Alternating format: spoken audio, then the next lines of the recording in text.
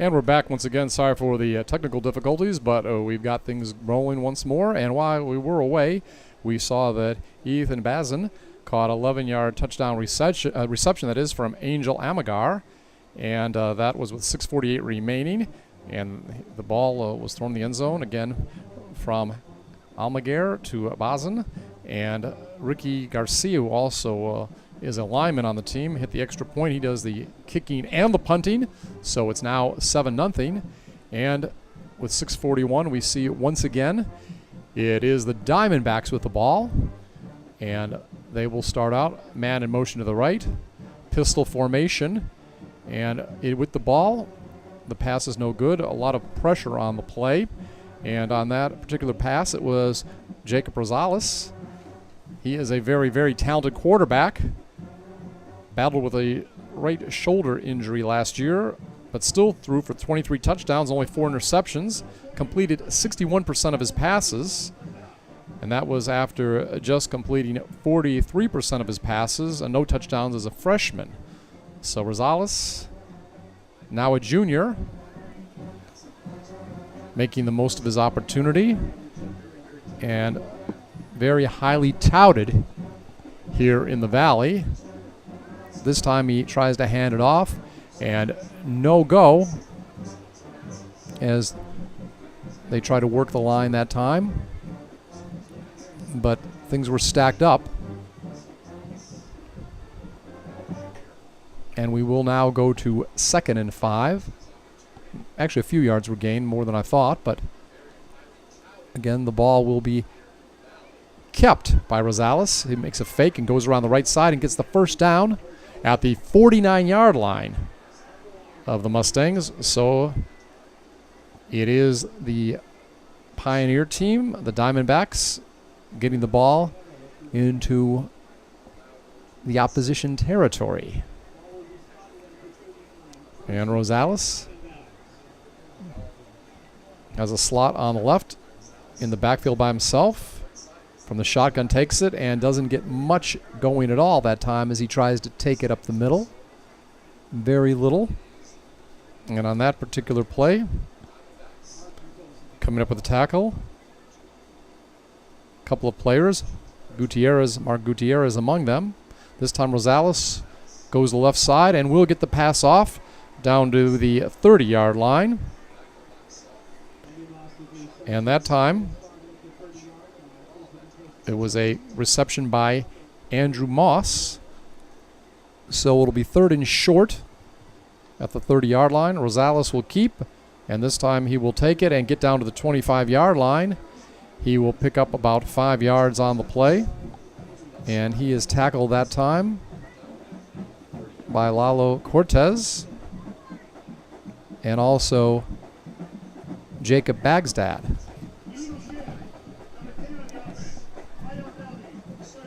But a penalty on the play moves the ball back to the 35-yard line. And it'll be 3rd down. About 5 yards to go, may call it 6. Rosales, another whistle as he gets the snap. And I believe it's going to be timeout. Timeout called by McAllen. 4:47 remaining in the first quarter. 7-0 is the score. Richard Thompson Stadium. And here we are, along with Jake Berry. I'm Scott Harrison.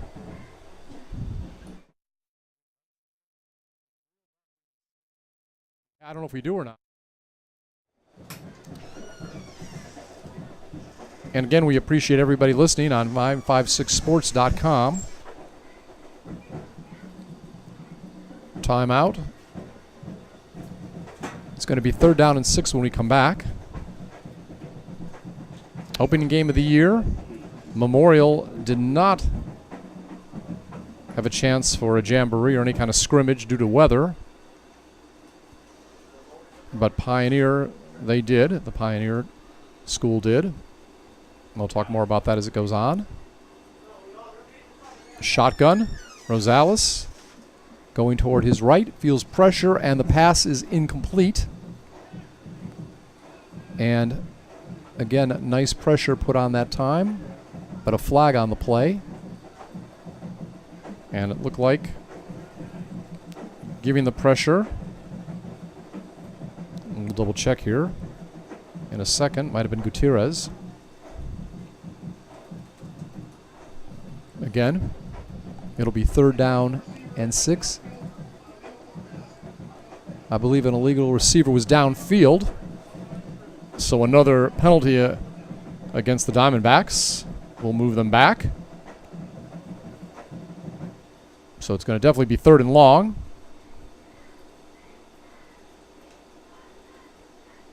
Jason Wheeler, as we mentioned, head coach.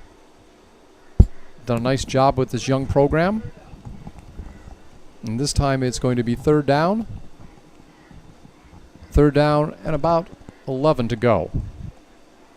Pistol formation. Backs in the slot each side. And this time, bad snap, false start. So there'll be another 5 yards. And if you're a fan of the Pioneer Diamondbacks, can't be happy. Several penalties here very quickly have moved the team farther and farther back. It's now 3rd and 21 at the 45-yard line. And with it is Rosales. Tries to find a receiver downfield. And it is broken up, maybe even intercepted. We'll double check. And in on that play was Nathan Sanchez. So Sanchez getting in there and doing a nice job breaking things up. And now it will be 4th down. And they'll officially call it 4th and 16. Rosales also does the punting. But he'll decide maybe to go for it on 4th down. But again, another penalty. So there's been a bunch in a row on this series. Very sloppy series for the Diamondbacks. But it's early in the season. Sometimes take time to get things together. Yeah, Scott, it's early in the season. And actually, I know Eddie Galindo, the offensive coordinator, very well. Worked with him at Edinburgh High for a long time. Right. And last year, this offense would come up to the line faster than any team that I had seen in a long time running this spread option. Right. And, you know, they get up to the line real quick. Sometimes that plays into it. Their linemen just are too happy feet. And all right. we see that again. Yeah, no, I guess I've counted about 5 penalties on this drive so far. And I'm not sure if Rosales says, why was there a penalty this time? Either that or he's frustrated overall, one or the other. He has his kind of hands up. And again, the ball now is back near midfield. Have to get the ball down to the 29-yard line. So, again, still 4th down. And actually, I believe it's going to be against the defense this time. So maybe they jumped a little quick there. It's going to be 4th and 16. And again, you never know what Rosales might do. He could punt the ball, but it looks like he's going to pass it. In the shotgun, spread formation. Man in motion now, right to left, and Rosales this time will punt it. And ball will go back and hit about the 10-yard line. Goes out of bounds. And Sean Sagan was back there. What's that? That's a great punt, you know, because you're pinning them inside the, well, it looks like the 11-yard line. And for Memorial, you want to see them chew up ground. Memorial wants to chew up ground because you're talking about a team that likes to run the ball. They'll run this for the last 4 minutes out of this game, and they can go the 90 yards. Yeah. And when you have weapons like Spates, Amaguer, he can run also. You've got to stay honest on the run, but it creates some opportunities on the long ball. All right, so it is going to be 1st and 10, ball at the 11-yard line. Again, we all know about Campbell Spates. Angel Amaguer at quarterback. We'll give it back to Spates, and this time he is met and stopped right near the line of scrimmage. So not much going that time.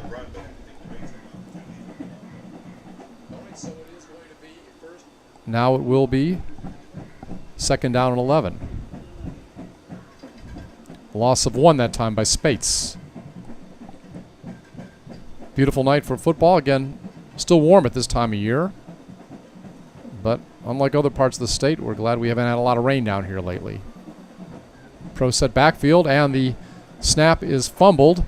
And right now we see Pioneer saying Pioneer, they got the ball. And who do you got? Did you see who got it? no, but we'll see it right now. Okay. He's got to hold the ball up. Oh. Nobody's taking claim on that one. And the referees are talking to each other right now.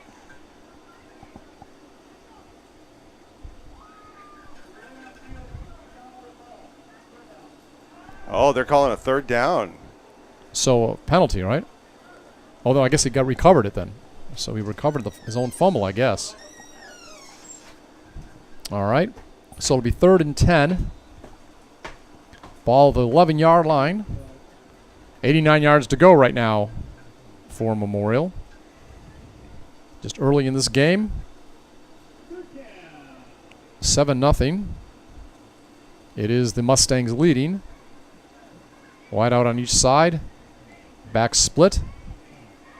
Almaguer will give it back this time to Cruz. Cruz tries to go around the left side and doesn't get too much. Just a couple yards. So we'll have a punt coming up. Good line work that time by the Diamondbacks. And we'll get ready for a punt. The backs will go try to receive it near midfield. Ricky Garcia punts it at the front of his own end zone. Fair catch is called for. No one touches it. And it will roll back inside the territory of the Mustangs. And back. Tyler Bethuis was back there. Botice, actually. Botice? Yeah. Is it Botice? His coach, his father is one of the coaches, too. Okay. He used to be at McAllen. Yeah. Right. Botice. And also Josh Oliveras. Yeah, and right now, Eddie Galindo's offense really needs to take shape here. They had a lot of penalties the last time down. But what you'd like to see right here, get it inside the 30, give your kicker a chance to make something, put some points on the board. Backs in the slot from the pistol. It's a handoff that time by Rosales. And a few yards picked up that time. Logan Harris, and his father was actually used to be the head coach at McAllen. Tony Harris, formerly of South Dakota State, like myself. Harris, only 19 yards in rushing coming into this game. And this time fakes it to Harris. Pass attempted on the right side and is incomplete. And that's a great play. You see number 7, Nathan Sanchez, come over there and make the catch tough right there. It was going to be a tough catch regardless, but he made it extremely difficult. All right. So we have now 3rd down coming up and 4. Ball at the 46-yard line. Diamondbacks in Mustang territory. 3 receivers on the right side, but throws to the left side. And amazing catch at the 25-yard line. Gets down near the 20-yard line. It was Andrew Moss. And that's a great catch. He didn't wait for the ball to come down. He went up and he snatched it out of the air before the defender could make a play on it. A beautiful pass, too. I mean, that's a superb on-the-ball pass. And you see Eddie Galindo's offense is already up. All right. This time, the snap is fumbled by Rosales, but he does get on the ball, loses a few yards, but no major harm done. But it will be 2nd and long. Again, appreciate everyone listening tonight or watching, whatever the case may be, when you're actually involved in our broadcast. And it's handed off this time in the backfield. Rosales hands it off, and just a few yards are made.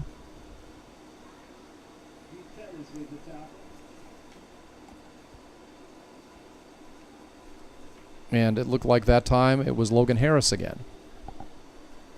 Yeah, and he's going to get touches. Now, the question is, can he stay healthy? He's had some issues with some pretty big injuries over his career, but the kid's tough. You see him out there. 3rd down and 13, and this time Rosales has it, but he is going to be tackled that time after a short gain. This time it was Jacob Backstad. He makes the stop, and it's going to be 4th and 8. and they're going to go. I think right here at this position, you want to score because you don't want McAllen to get. It's about the 18-yard line. You don't want 14. You know, if you can get them in a false start here, that'd be great. And Rosales gets it, has some time. Will go over toward his right and has an open receiver and gets downfield inside the 10-yard line near the 7.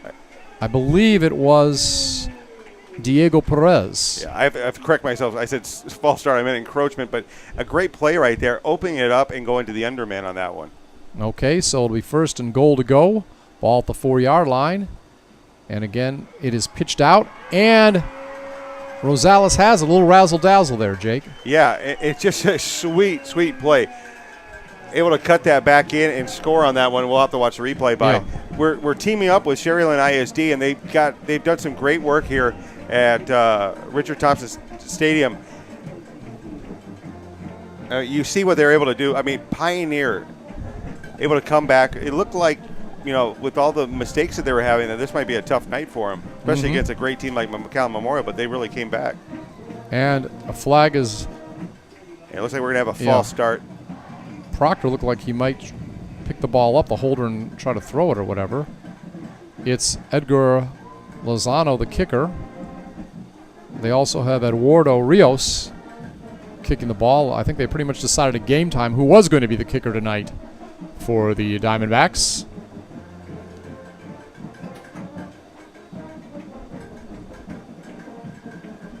So once again, the extra point this time will be attempted from the 15 following the false start. And it is up. And we're waiting for... Yes, it's good. So with 1 second left in the first quarter, it's all knotted up at 7-7.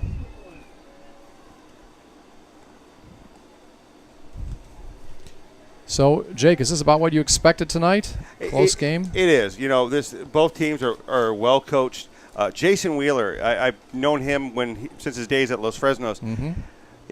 Defensive-minded coach. You know, he's got an offensive coordinator in Eddie Galindo who he allows to run his offense, and you just see the way it clicks. It's almost like what Los Fresnos used to run under Scott Ford. And then you've got McAllen Memorial, who knows what they run. They're going to pound the ball, and they're going to take advantage over the top when you think they're going to run the ball. And, you know, both teams are methodical in what they do. It's going to come down to a defensive stop, a big defensive stop. It's going to have to be, this could be a high-scoring game. All right, and we know this year we're talking about Logan Harris. He is replacing Chris Rivera, no longer with the team. He transferred to PSJA. He led the team with 788 rushing yards last year and also ran for 7 touchdowns. So Logan getting a good opportunity. He had an ACL injury a couple years ago. He's major. I was here for that game. Oh, were you? Okay. Yeah, I was against Rio, I believe. Yeah, and that was about the 5th game. Yeah, it was Rio. And he was out for the rest of the year. He's been with the team all 4 years of its existence here. So he's one of the few players that's done that. So our hats off to Logan Harris finally getting his real chance. We mentioned he only had 19 rushing yards coming into this season. And the ball's kicked off. It's on the ground. And the ball will go up to the 38-yard line. And with the ball that time was Ace Chavez. And, you know, right now, Pioneer's defense needs to put a stand together. You know, limit Memorial's offensive production. Get the ball back. Put it in your offense's hand. You got, you have 12 minutes to do this. Mm-hmm. You know, get the lead here and put yourself into a nice position for the second half. And Jake, if you see anybody on defense you want that stands out on either team, please, we'll do. Feel free to say. Yeah. And you have to excuse me for some of the audio difficulties earlier in the first half. It happens. But it's the first game. Game. Much like these players who are trying to get their legs under them, we're trying to get our legs under us. But big thanks to Sherryland ISD for helping us put this together. We'll be here all season covering both Sherryland and Pioneer, and we'll have both schools' games, and it should be interesting because both teams are playing a really, really tough district. The 5A districts down here in the Rio Grande Valley are extremely tough. And it's interesting. Pioneer got to play a scrimmage, jamboree, whatever you want to call it. They call different things in different parts of the country, and they specifically picked the team that Marcus Kaufman coaches for. And why did they do that, Jake? Well, PSJ, right? Yeah, PSJ North. North, I'm sorry. Yeah, you want to see an offense much like McAllen Memorial. And why is it much like McAllen Memorial? Well, Coach Kaufman was at yeah. McAllen Memorial forever. His son, his daughter went to school there. So you're going to see almost a mirror image offense. Right, so Coach Wheeler, sly as a fox, you could say on that one. He knew what to do scheduling-wise. All right, one back in the backfield, slot on the right side. Again, a fumbled handoff, and it's picked up this time. And I believe it's Cruz has it and makes that play work. Gets a first down over midfield, goes from the 38 to about the 47-yard line, so picks up better part of 15 yards. But he gets up a little gimpy right there. You see him grabbing his thigh. You see the cutback. He gets it, and right at the end, he's going to go down a little gingerly there. Emiliano Cruz, getting his chance this year. Trying to make the most of it. Hope he stays healthy. Pro set. Two backs lined up right now. Angel Malagar gives it off. And not much going to about the 45-yard line.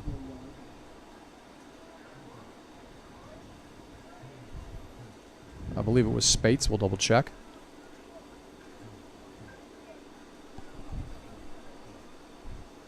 And it is going to be second down and about 8 coming up.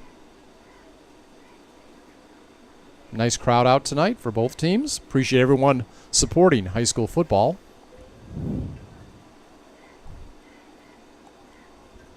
Angel Almaguer at the line. Now we'll pitch it out to Spates. Spates trying to go around the right side, and he is knocked out of bounds, it looks like, around, we'll call it the 43-yard line. So pickup of a couple on the play. What do you think of Campbell Spates compared to Trevor Spates? He's just about there. He's very fast. He's got a great body. He has a college body. He will have a college body. You have to remember, he's young. Mm-hmm. He's going to grow into what Trevor grew into, and he's a superb athlete. I think the Valley needs to get ready because McAllen Memorial is running back U. Mm-hmm. If you want to go there, I mean, besides Bradley Stevens and Bradley Stevens had over 7,000 yards, right? Yeah, it was my first year covering sports here in the Valley. Bradley was incredible. And isn't the offensive line coach at Memorial a guy that was on that team back then? I'll have to double check that. I'll have to check that too. Yeah. But they've had the Grancellis. Mm-hmm. They've had a number of great running backs, and right. Campbell is just the latest one. But I mean, if you think about all the great running backs that they've had in the last decade, it's incredible. But I think Bradley, right? That was his name. Yeah, Bradley Stevens? Yeah. I think it was Trevor Spates that broke his Valley record. Yes. Of I think it was over 7,000 yards that Bradley rushed for. So that was pretty amazing. And again, we come back to action. 10:37 remaining here in the first half. One back lined up behind Almaguer. And this time he will pass it. And he passes it to his right, and a nice pass will pick up a few yards. I believe it was Campbell Spates lined up out there, and he'll get the first down. Ball goes from the 43 to the 32-yard line. So we see the ball being moved ahead right now by the visitors, again, who won last year. 40-27, 13 points. And Cruz lined up next to his quarterback, man in motion, left to right. And the ball is passed off, and it's incomplete that time. Pressure applied in the backfield. And the intended receiver was Sean Sagodjian. Am I saying that right? I try to get all the names right. Number 10. Incomplete pass. We'll make it second. Scoggin. What's that? Scoggin, I believe. Scoggin? We'll have to verify that. Okay, Scoggin. But right now, Memorial is chewing up clock. Mm-hmm. You're at 9.5 minutes right now, Right. and they're eating up the clock. So, high backfield right now. And now the officials come and discuss something. All right. Encroachment. So it's a penalty against the offense. 5-yard penalty. Ball will go back to the 37-yard line. Make it 2nd down and 15.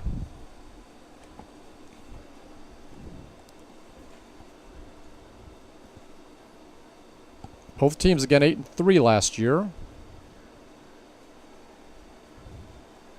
Lost in the opening round of the bi-district. Almaguer tries to pass it off, and pass is incomplete that time. And he went out of bounds, so it's a good thing he didn't come back in on that one. But what you see right now, there's a lot of press coverage on the outside. Yeah, Skoggen, I think we said that was going to be. He was the intended receiver. Yep, Skoggen. Yeah. Skoggen, okay. Well, I'm sure somebody will correct us next week. So it's 3rd down to go, and as a result of the penalty and a couple of incomplete passes, it's 3rd down and 15. 9:43 remaining. Tie score 7-all between Pioneer and Memorial out of McAllen. Pioneer out of Sherryland. And timeout called. Timeout on the field. It looks like it was on McAllen Memorial, I believe. Okay. But what you like to see right now is a nice defensive stand right now with 9:43. It seems like we've been on 9:43 for a while. I said we were about 9.5 minutes a few minutes ago, and I jinxed it. McAllen Memorial loves to chew up the clock. It's really fun when they go against a team like Westlake East or something like that because the game is extremely fast. Well, but this is an evenly played game. Pioneer came out a little sluggish, but they've really put it together in this late in the first quarter. One of the main defenders tonight to look out for the Diamondbacks is Angel Chapas. We mentioned earlier he had 132 tackles last year, and he was an AP All-State honorable mention. So good players on offense and defense.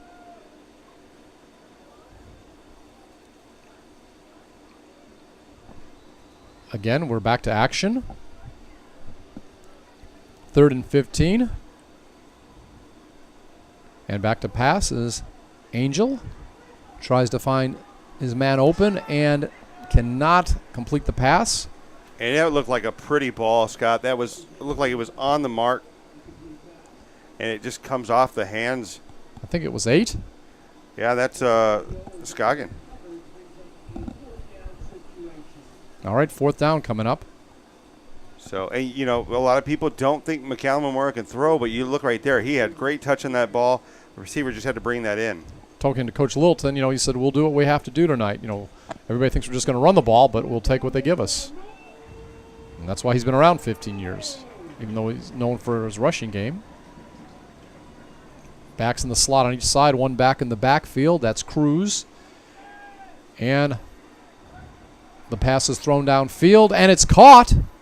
It's caught inside the 5-yard line. Long pass from the 32-yard line inside the 5, and it's Josh Sanchez. Incredible.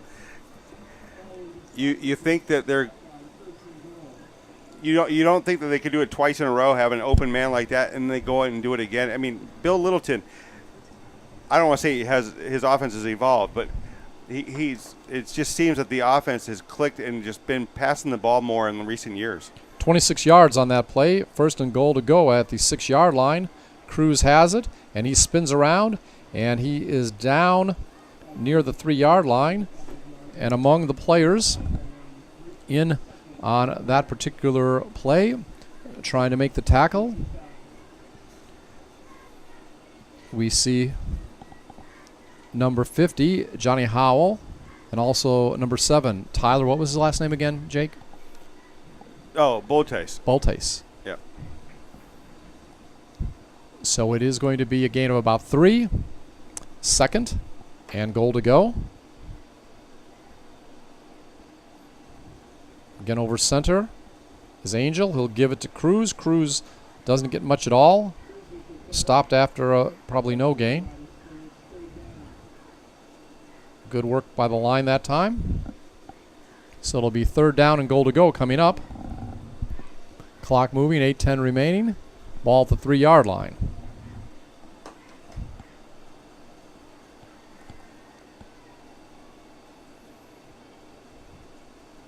D-backs on the front of the uniforms for the home team. Basically gray, white numerals. Also red and white striping on the helmets.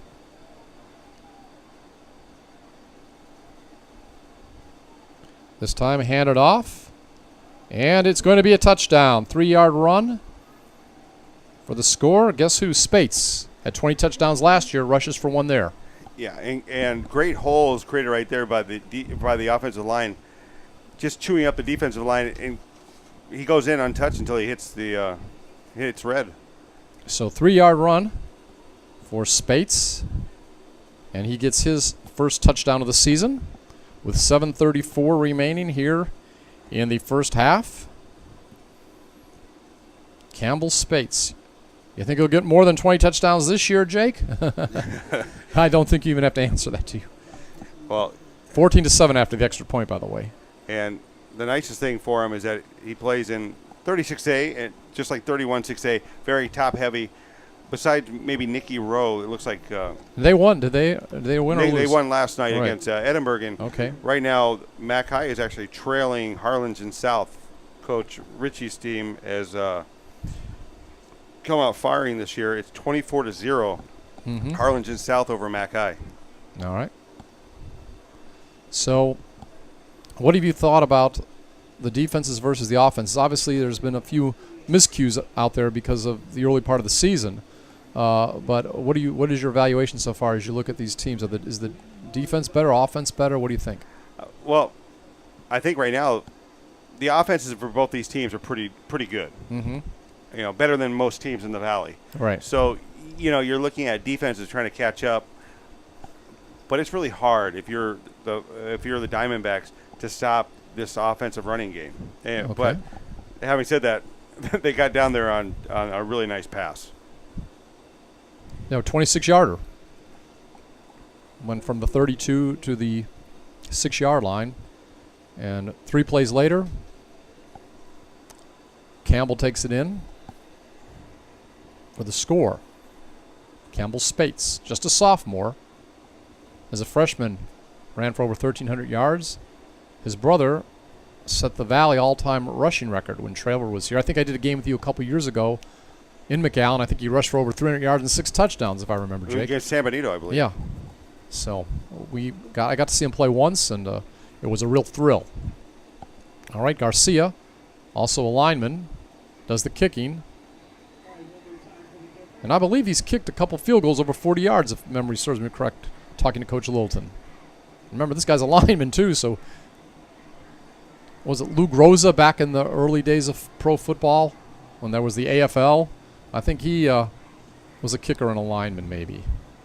So the kick comes down, is brought up field, and will be brought down to around the 20-yard line, but that's going to be all.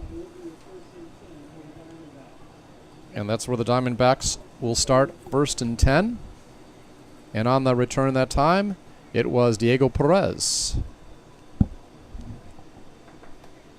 7:26 remaining.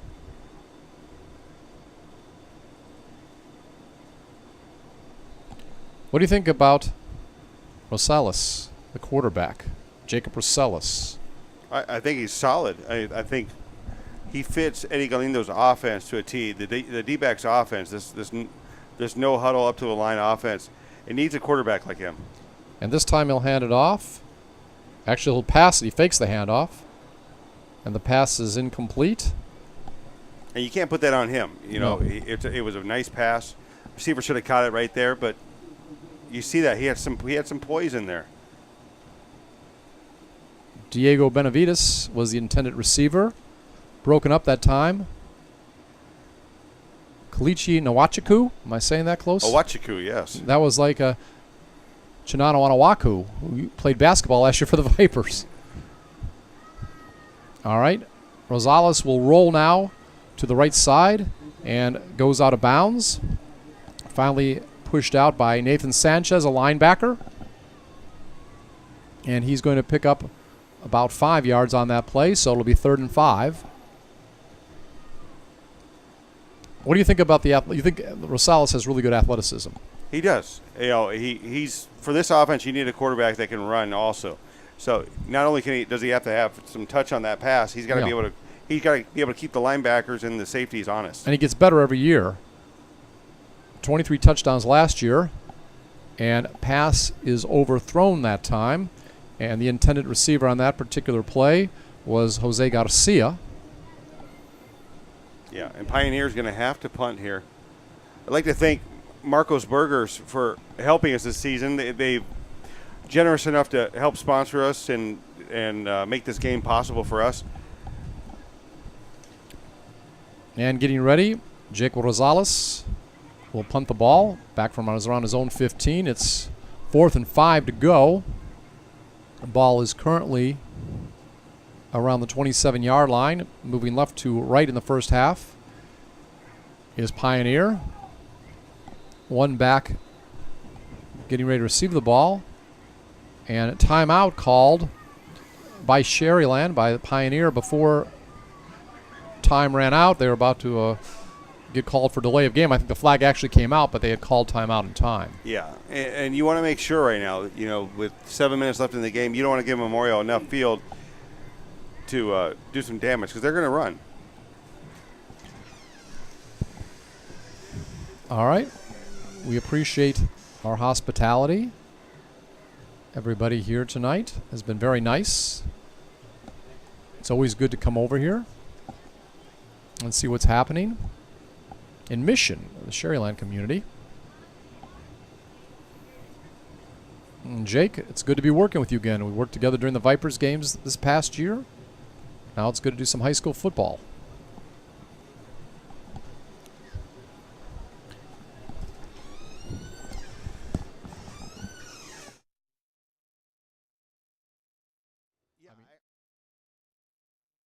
Okay. All right. Ball is punted. And the ball will be at the 44-yard line. 1st and 10. McAllen has the ball, moving from our right to left here in the first half.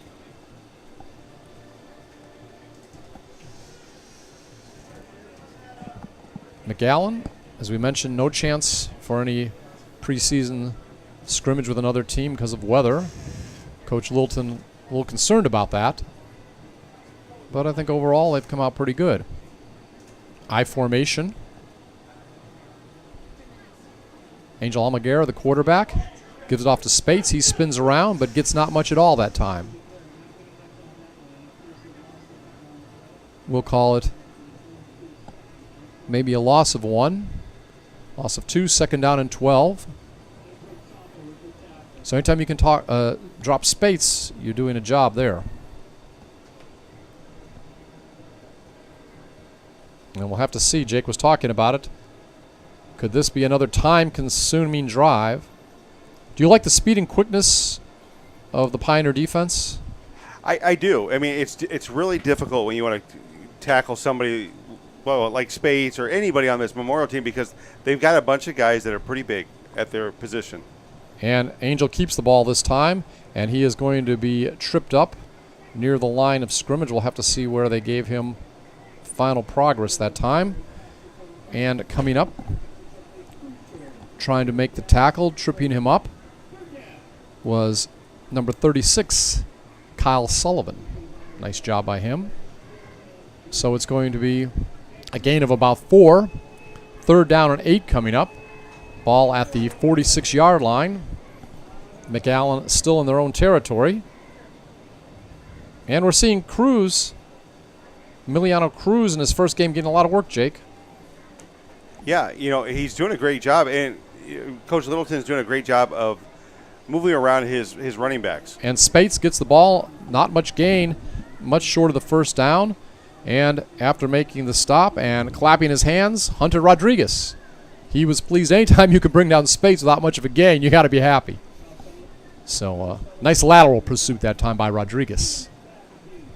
Actually may be a loss of 1 yard on the play.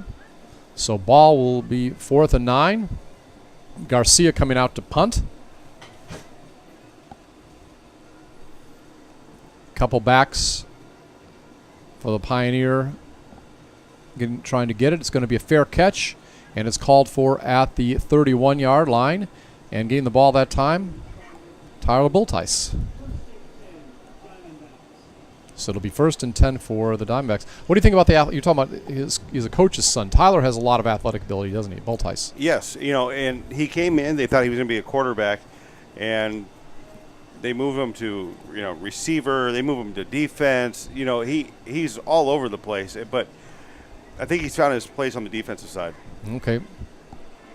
Or excuse me, the offensive side. Well, no, I know what you're saying. I know what you're trying to say, though. He found his place. But he's been all over the place with this team. And a handoff this time, and a few yards gained by Harris. And it looked like it was Ace Chavez tripping him up. Gain of 5 on the play, 2nd down and 5. This time, quarterback keeper.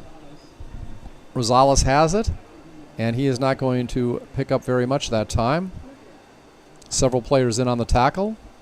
Nice gang tackle on a man that looks like he's improved. He's had some arm problems earlier in his career. He said he just threw too much in the offseason.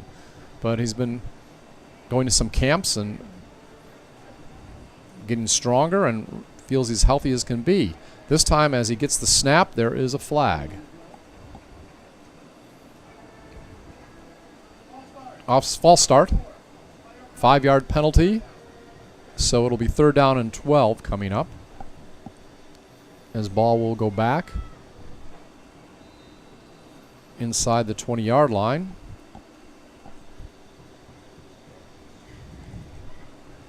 Penalties have been a problem for the Pioneers tonight. Hurt them on some drives, but they are only trailing by 7, 14-7. Rosales quickly passes the ball ahead, and he got a complete pass down near the 30, but they had to get it up to the 31-yard line. It was a very quick little pass out there.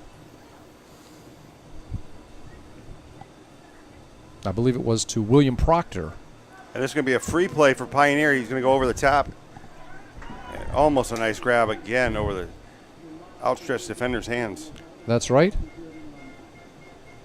Is that Moss again? Yeah, I think so, and I'm trying to also catch the defender.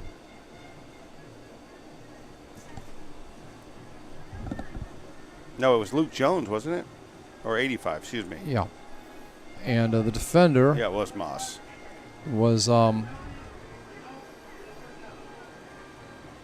believe, Lustro.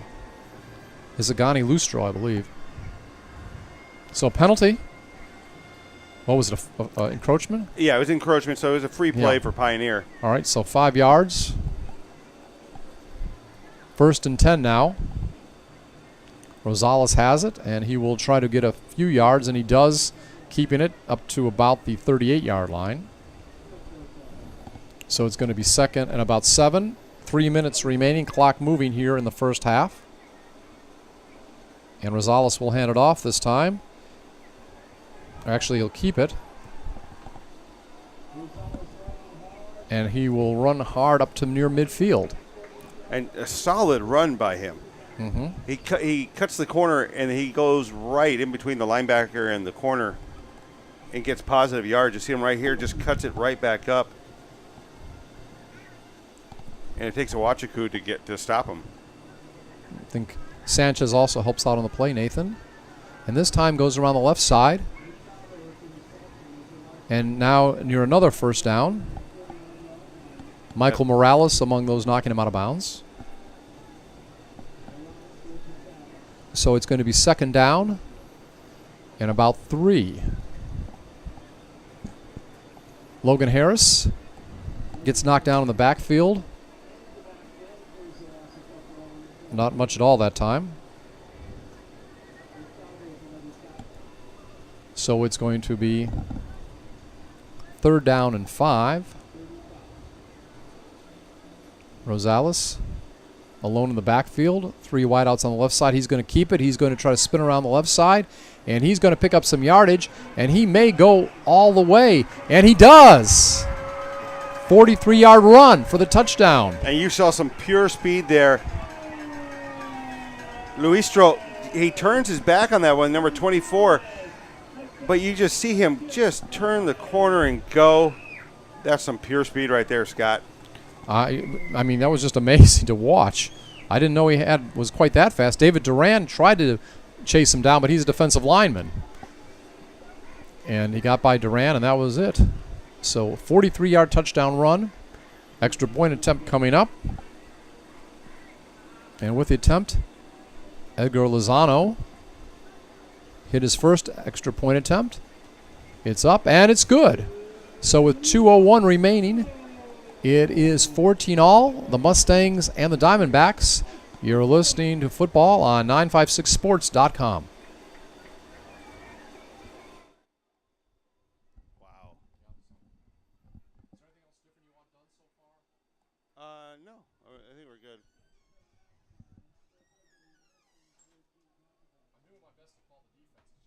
Yeah, I know. I'm sorry.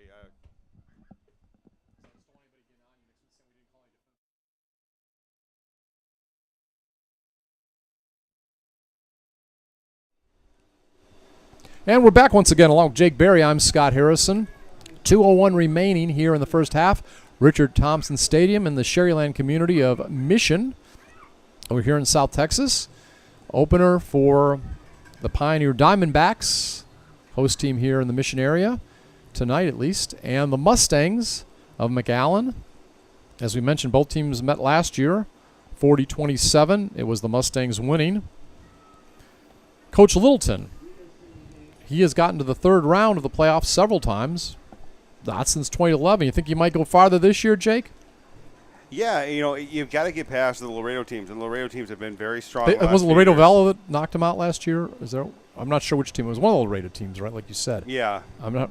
And, it's really tough to get past those teams. I mean, they're very good. And they have big schools. I mean, you're talking about schools that, they build a freshman, sophomore campus. Eduardo Reyes, the other kicker, kicks it down the field, and it's picked up, and it looks like we may have a return all the way, going about 80 yards for the touchdown. It's Spates. Bazan, I'm sorry, Ethan Bazan? It's Ethan Bazan. Ethan Bazan, all right. Yeah, and wow, you just see that was him. Amazing. He cuts it back into the middle of the field, and it's wide open. You see it right here. He's going to catch it off the bounce. Doesn't lose stride. He actually picks up speed, and nobody's in the middle to touch him. A nice job by Ethan there. He is one of the leaders of the team, and we can see why as he takes it back all the way. So very quickly, the touchdown, 43-yard run, and this time kick is no good, and it's actually picked up in the end zone and rushed out for a few yards there by number 33, Hunter Rodriguez. Yeah. What happened? Was it blocked? I don't know. We'll have to look at a replay on that one. But all of a sudden saw it like a lame duck, a wounded duck over there in the end zone, and Rodriguez had it and went about 20 yards with it. And that was maybe a very significant extra point. Mustangs now had just by 6, 20-14. But Bazan again, about an 80-yard pickup of the ball for the touchdown. And Bazan, also a wide receiver, so he definitely has the skills to pick up a ball bouncing like that. That's not an easy thing to do, to pick up a football the way it's shaped, bouncing on the ground, and then also focus yourself enough to run it down the field for a score. 150 remaining here in the first half.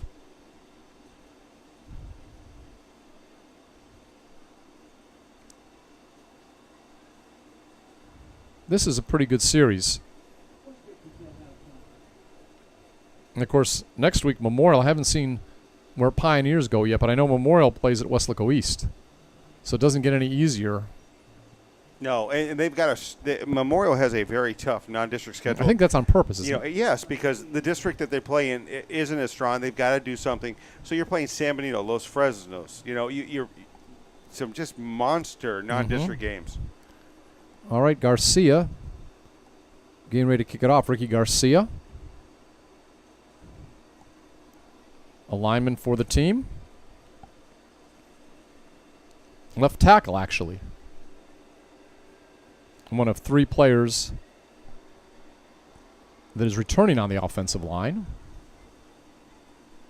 And the ball will be picked up this time about the 10-yard line. And the ball will go over the 25. Looked like it was Enrique Hurtado that had it.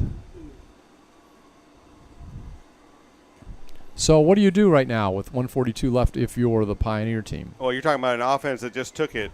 I'm not sure how many yards that he took. I mean, you try to throw it more now, or do you still? No, I don't think so. I don't think you have to yet. You've got 1 timeout left. 1:42. This is where you put your 2-minute drill in. But worst case scenario, you kick a field goal. Well, you punt really, but you're looking for a field goal. But this offense can find that touchdown. I mean, look what they did in the last run.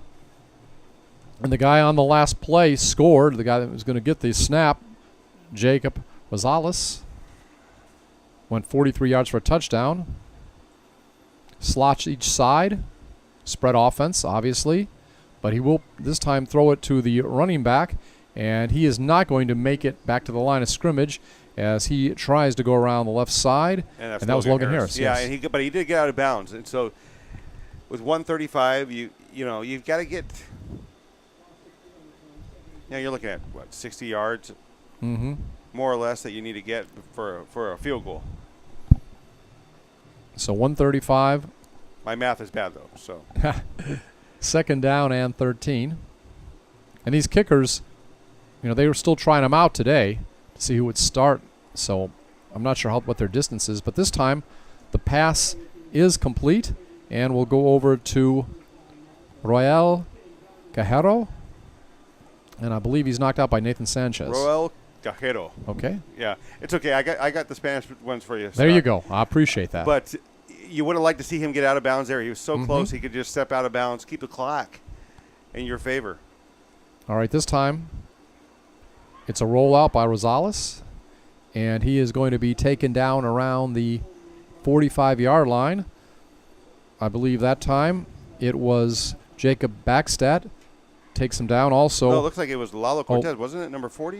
Yeah. Oh, okay. Well, I know Cortez, I think, gave him pressure in the back. Oh, okay. And then it was the other player that got him actually on the field. But Cortez did put on a lot of pressure that time. Yeah. And this time he is going to be dragged down behind. It was 2nd and 3. This time will be a 1st down. And that was Backstead on that play. Yeah. And so it's 1st down and 10. But you got the 1st down now. At midfield. Clock's going to stop when they move the chains, and so you get a little bit of reprieve right there. Rosales trying to throw it down toward the right side, and it looks like he did get his receiver that time, and that is Johnny Larson. That was an incredible pass. And I believe, and a catch. Yeah, I think Ace Chavez was back there. Defending. And he turned his head at the last moment, did not see the ball, and they spiked the ball right there. Great play by Pioneer. 25 seconds. You got a couple strikes right now. This offense is capable enough to score from this distance. And I think, it would be quite a feat for them to go in because of the missed extra point to go in with the lead. And I think a recent paper article in the Monitor, they said, is this a revenge game this year? So I know it's been hyped up a little bit. It's a good rivalry, don't you think, for a non-district? I think it's a great rivalry. And there's going to be a timeout on the field on Pioneer. And we were talking about those offensive linemen returning for McAllen.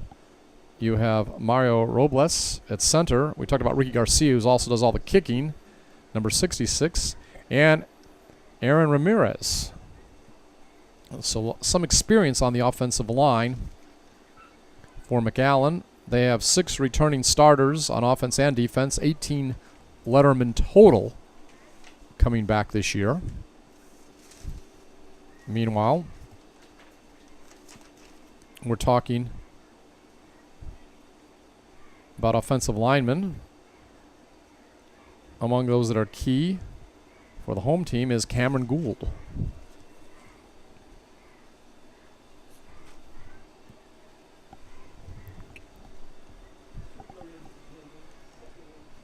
Second and 10.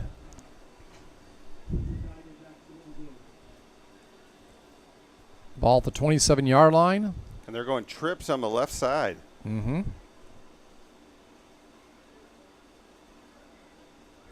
Pioneer going left to right here in the first half. And Robles, though, will try to throw it to the lone receiver on the right side. And he overthrows Johnny Larson. And, of course, Larson in a battle over there with Ace Chavez, 160-pound senior cornerback. That's been a nice little matchup tonight, don't you think? Yeah, they haven't. He wasn't able to get off the line on that one. Pushed out of bounds. But it's third down, 20 seconds left in the game, or left in the half, excuse me. All right. You're looking to put yourself in at least a good position for a field goal, if not. You got trips again on the left, and this time rolling left is the quarterback, and he will get the pass complete this time. And the clock stops as they move the chains, so they got to get up to the line, and the clock's moving.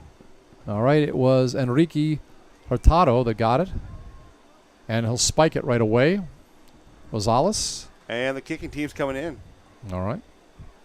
We'll see which kicker comes in to try field goals. So far tonight, it's been Lozano doing the extra points. I believe the kickoffs have been done by Rios. And the kick will come from around the 25-yard line, making it a 35-yard attempt. Kalichi Nwachuku is the holder. Oh, sorry. Oh, go ahead. It's good. So a 35-yard field goal makes it 2017. And we'll take time out.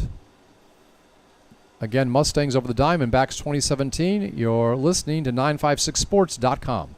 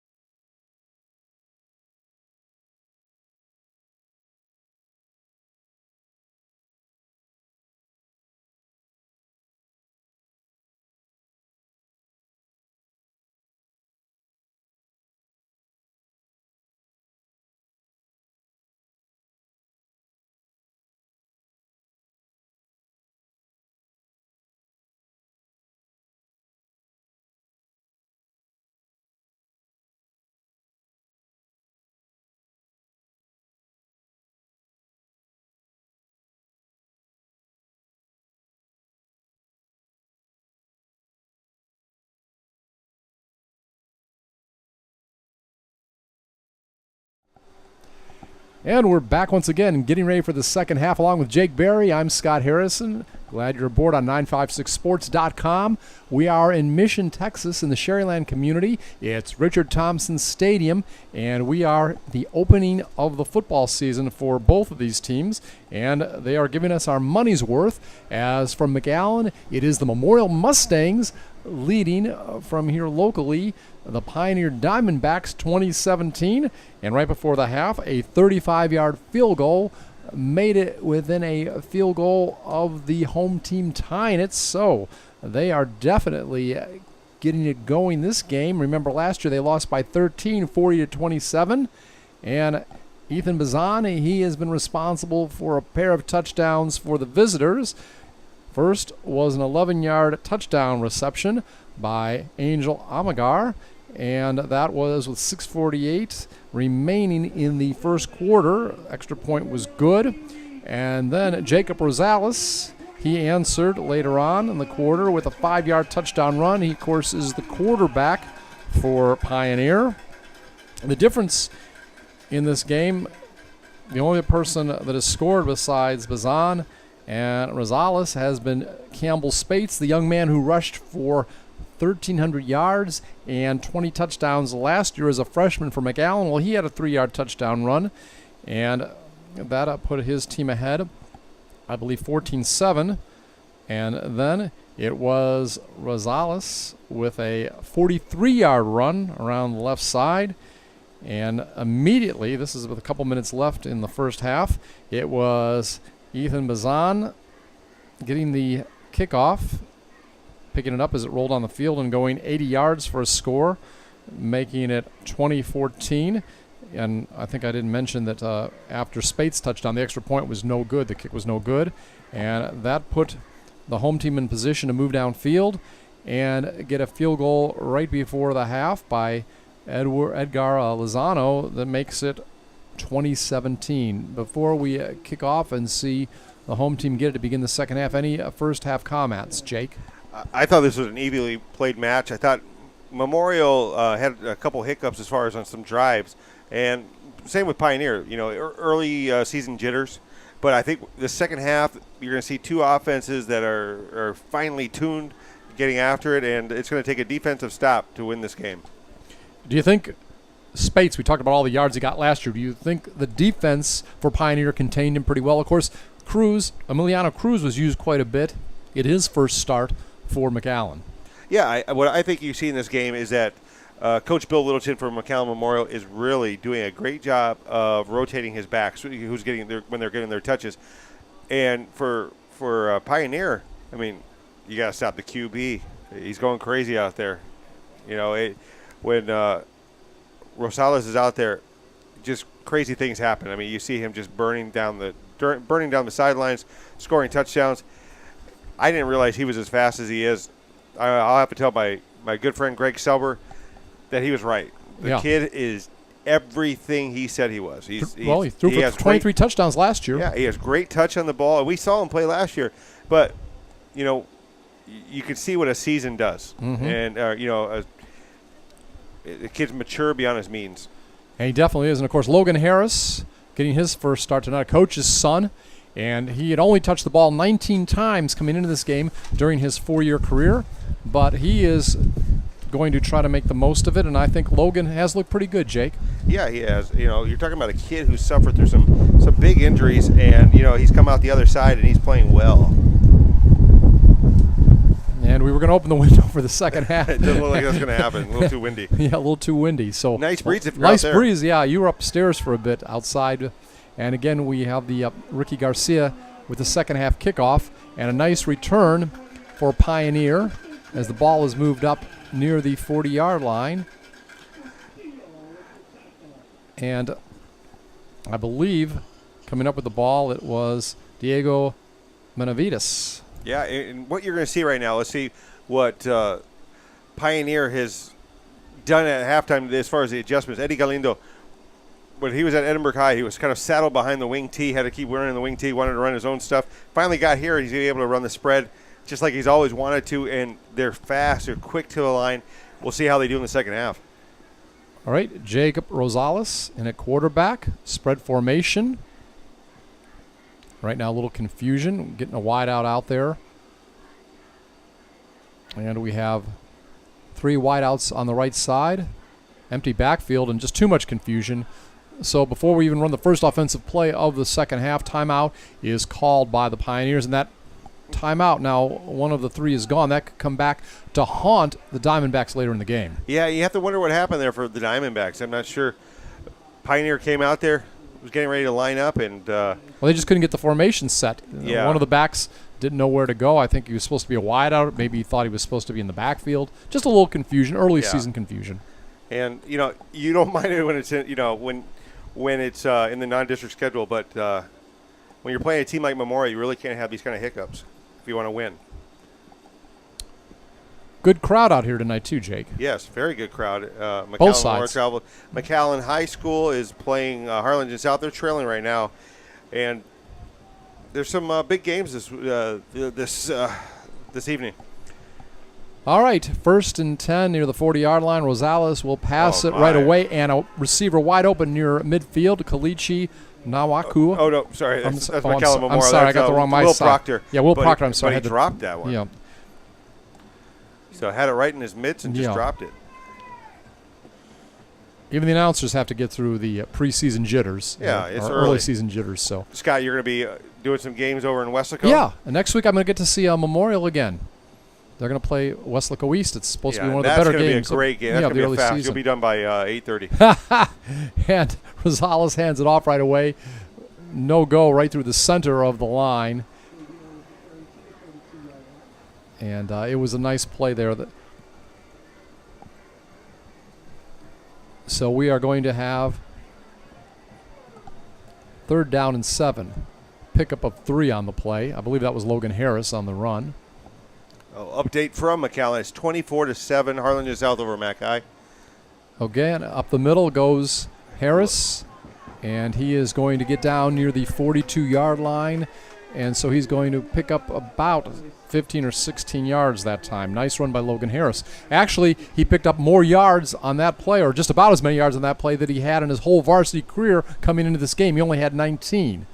And on that particular play, I guess he picked up 14. So he's within 5 of what he ever did in his first 3 seasons here. He didn't start out, I don't think, as a running back right away. We talked about how he got injured his second year in 2015, had the ACL. You saw set him back, but he is ready to make the most of it. And now we see a pass over the left side, and it is good. It goes over to Enrique Hurtado, and he is dropped very quickly by the defender out there. And I have to say this. His father, when he was at South Dakota State, actually was a safety, and I believe safety, broke his back. Oh, my gosh, that's terrible. Broke his back. Funny thing is, my high school coach was his best friend. I didn't know that until I moved down here. Small world. His father has some records that an NFL Hall of Fame, soon-to-be NFL Hall of Famer, hasn't broken yet, and that's Adam Vinatieri. Wow. So, his dad, he went from safety to kicker after he got hurt.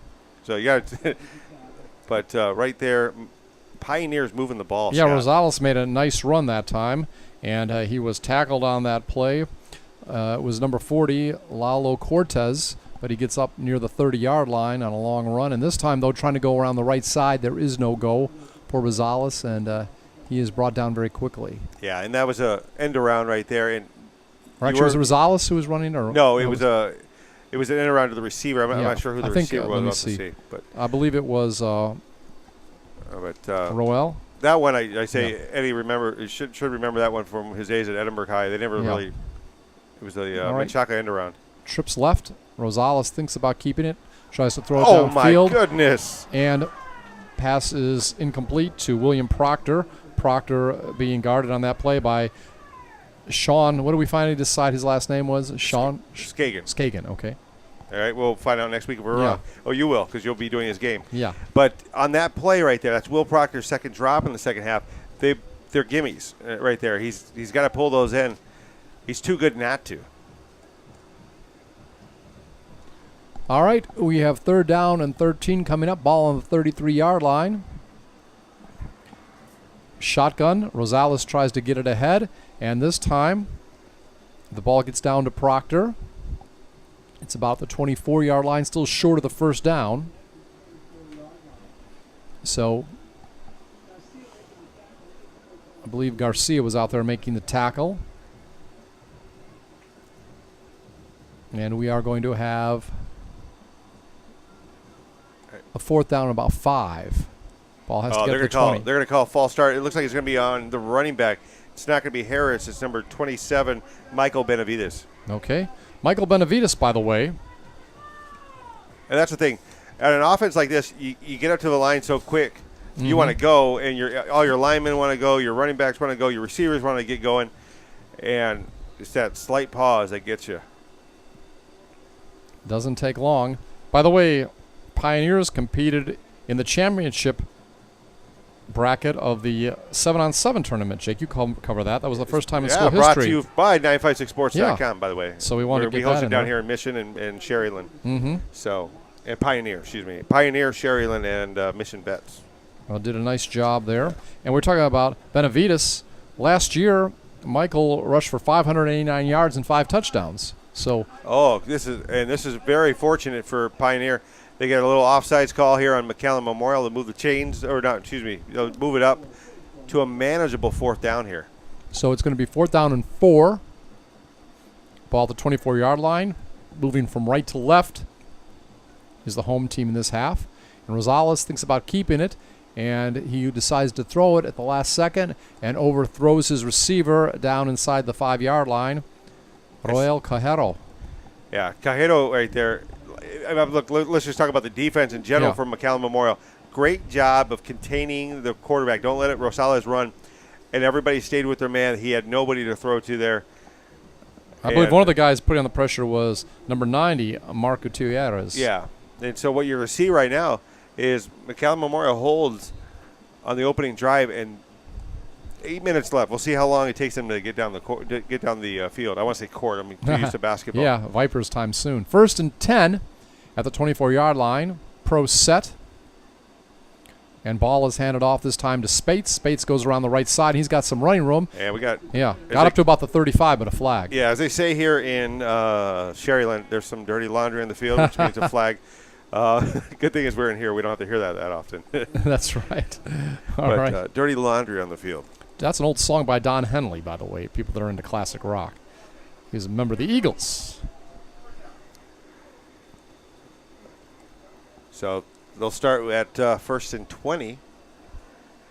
What do you think about Angel Almaguer so I far? think he has really good touch on the ball, and I'm impressed because, McAllen Memorial is not going to throw the ball a ton compared to some teams in the Valley, like a Pioneer. Mm-hmm.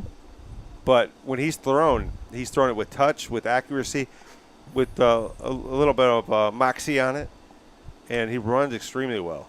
Pro set. I mean, look at that. That's a veteran move right there. Got the line to move, the defensive line to move. He got two of the defensive end and the tackle right there just to jump. And you don't see that from rookies. Rookies don't know how to control their cadence. He gets up there and controls his cadence extremely well. Number 92, Kevin Valdez, was called on the penalty, but it also looked like Alonzo Ibarra was also moving on that play. Those are the two guys you were talking about. So it is going to be 1st down.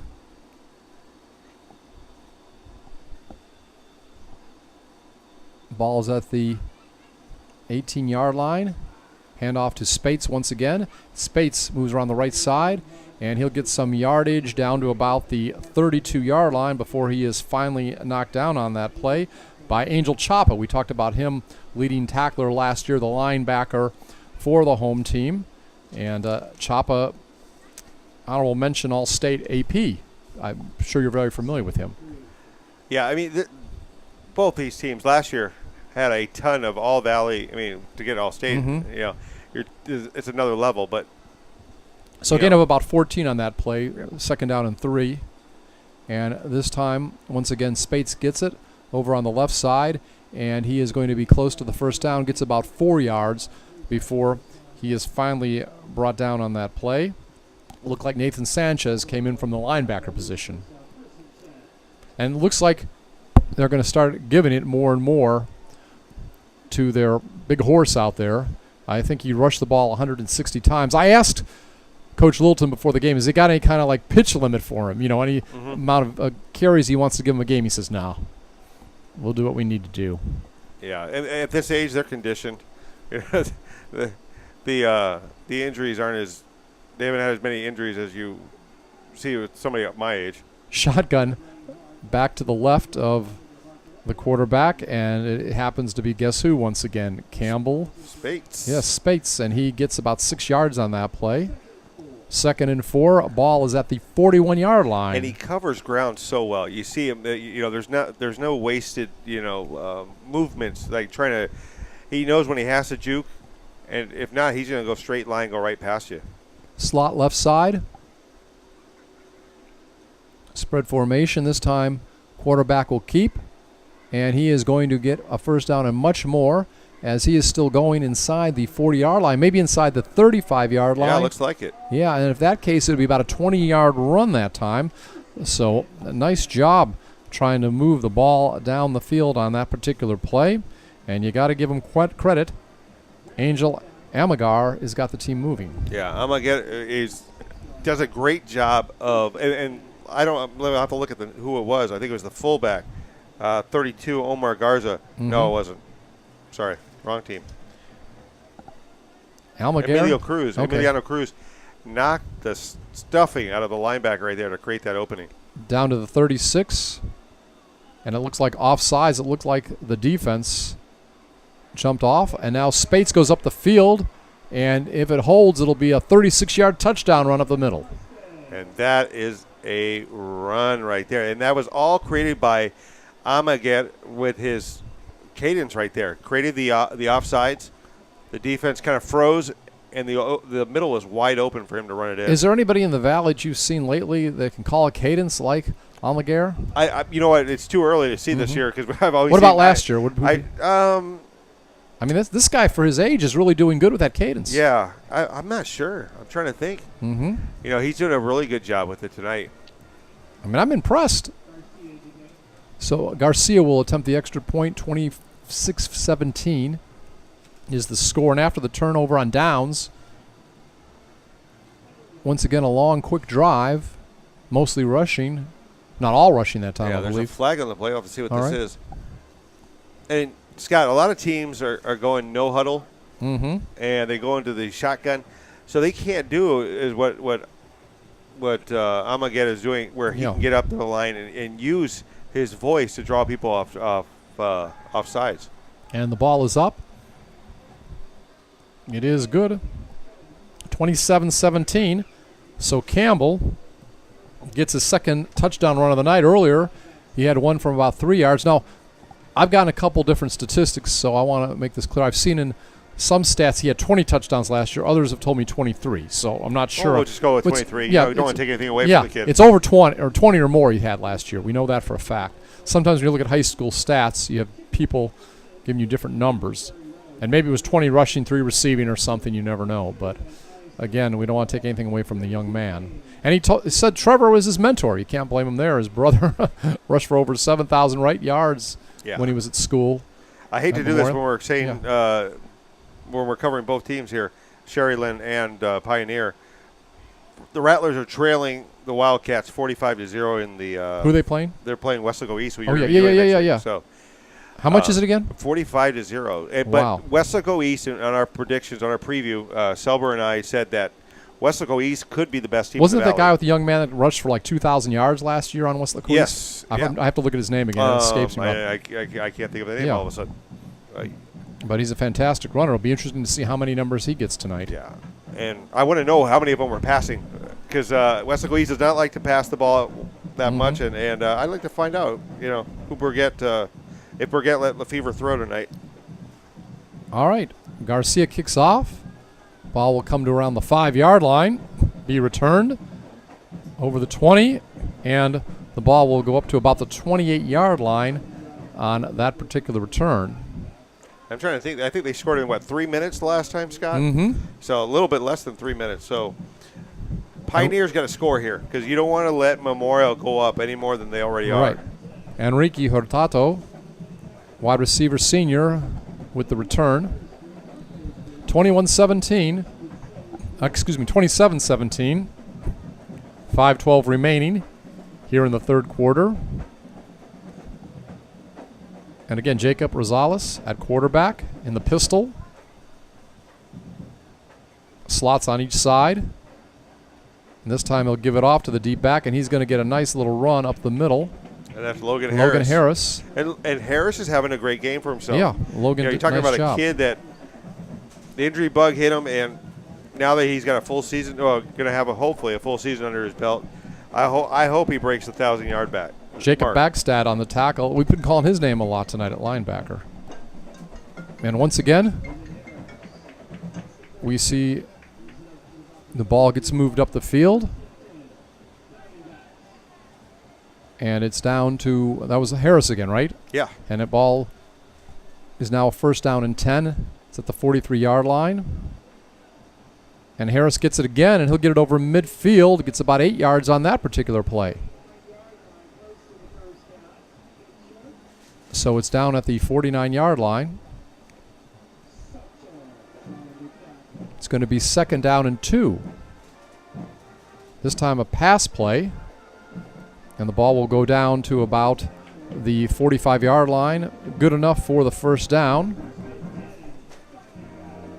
And that time, Enrique Hurtado with the reception. First and 10. So Pioneer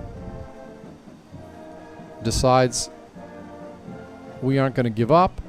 And Rosales overthrows his receiver on the right side. There was pressure applied on that particular play by Christopher Lara, defensive lineman. And what you see is that the secondary and the linebackers for McAllen Memorial, they've kind of found their second wind here, and they're really starting to lock up on these offensive players. So second down and 10, ball on the 45-yard line of McAllen. Second half, Pioneer going from our right to left. One back in the backfield, Harris. This time Rosales will try to get the ball off. And good coverage on the play that time. And the coverage was provided by Isglani Lustro. And Moss could not get off the line right there. You know, you got 5 yards right there. So it looked legit. Like the crowd in front of us is all Pioneer. They did not like that call. They wanted a flag on that play. All right. So we have third and 10 coming up. Third and 10. Ball still at the 45-yard line. And with it is Rosales, and he tries to get it down the far sideline, but the pass is incomplete that time. And the intended receiver was Roel Cajero. Yeah, Roel Cajero. And what you saw in that play is that it was an out pattern right there. Cajero fell down right at the end. I don't know if he's a little gimpy right there as he comes back to the line. So slots on each side. Harris in the backfield. Standing in front. And they're going to punt. Yeah, they're going to punt. Owachiku goes back. Yeah, and this time it's a fake punt. Pass is put up. It's no good. And a lot of pressure put on. The reason that play did not work at all was because of Franco Pazzo, the linebacker, one of the key players on the defense for McAllen. So what do you think of that play? You think they should have punted it? I don't know if it was designed. It was just a bad snap. Bad snap. Right there. Okay, that may have been, yeah. I hope it was. Right. Because remember, Jacob Rosales is the punter as well as the quarterback. So a lot of times, like a lot of these high school quarterbacks, they don't line up that far back getting the snap to punt, so you can't tell for sure they're going to punt or they're going to run. That's by design, right, Jake? Yeah. And on that play, Owachiku goes back to receive the punt after they realize that they might be punting. So I think it was just a muff punt. So once again, McAllen has the ball, and it's going to be a quarterback keeper, and it's going to be good enough for a first down and much more, as going from about the 45-yard line down to about the 35-yard line is Angel Amagar. Amagar, I'm sorry. Yeah, it's okay. Hey, you know who he reminds me of, Scott? Who's that? McAllen Memorial had a quarterback named Matthew Kaufman who ran the ball extremely well. Matthew was more of a I can knock you over kind of runner. but Almaguer can get out there and he can create spaces out there. Almaguer, he did about 20 yards on that play. So it's going to be maybe 21 yards. 1st and 10 already at the 34-yard line of the Pioneers. Oh, Diamondbacks. I mean Diamondbacks, Yeah. I'm sorry. Yeah, well, Pioneer Diamondbacks. Yeah. I know what you're saying there. And so with the ball now as Spates gets away from one tackler, now reverse fields and goes down over the left side. Oh, my. And he is going to get down to about the 20-yard line. And he did a good job there in the backfield getting away from Parker Barrett, the outside linebacker, reversed his field and made a nice run of about 14 yards. Yeah, a great cutback. There were 2 Pioneer defenders that should have got him. He cut right through them, it seemed like. Their hands were out there ready to grab his legs, and the kid's strong. So 1st and 10. He's got to be approaching the 100-yard mark. I haven't seen his stats, but 27-17, 2 minutes left here in the third quarter.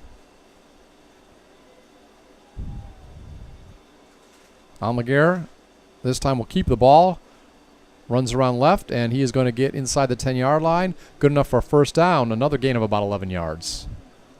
And I didn't realize this right now. Oh, no. Almaguer is down. Uh-oh. I saw a familiar face in Alex Montemayor right there, one of the officials. But as soon as he signaled for the trainers to come out, that's not a good sign for McAllen Memorial. They need that kid. That kid is playing extremely well. Now, do you know who the backup quarterback is, Jake? No, but we're about to find out. Yes, we are. Angel Almaguer. And I can tell you the first 2 plays for that kid. Handoff. Yes, So, probably to a guy named Spates. Yeah. So, wow. This is something McAllen Memorial does not need to see this early in the season. And I mean, what can you say? You always hope for the best. But, I mean, that is just not something at this time of year. So we'll kind of keep you informed with what is going on there. And he's still being attended to on the field. And, Jake, some scores from last night, if you don't know already. It was Mission Veterans over Harlingen High, 31-26. I was at the second half of that game. Is that an upset? Well, Harlingen's rebuilding this year. They're finding tunings. They're trying to find their next quarterback and running back. But when you got Landry Gilpin, who put a sensational. Oh, he's a great coach. I like him personally. No, Landry's his son, the quarterback. Oh, is Landry the son? Oh, I'm talking about Coach David, Gilpin. Yeah, David's the coach. Yeah. Yeah, and he was incredible last night. 91-yard touchdown run to start the game, and then he threw the ball incredibly well. And La Jolla Juarez Lincoln 34, PSJ Memorial 7.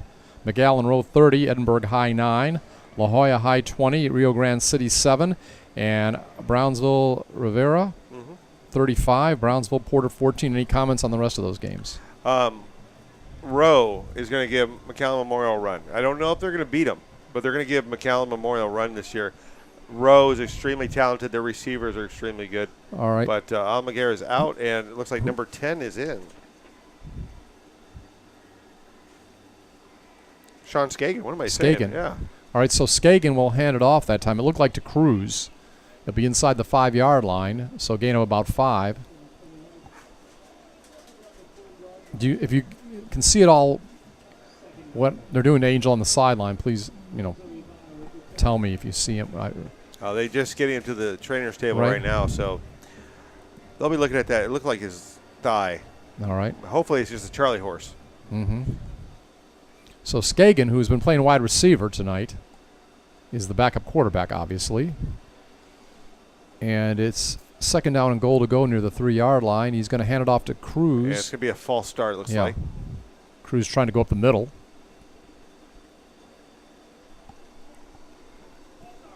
False start is, Jake said. Skagen, by the way, a 185-pound junior. They call him an athlete. That's how he's listed on the roster.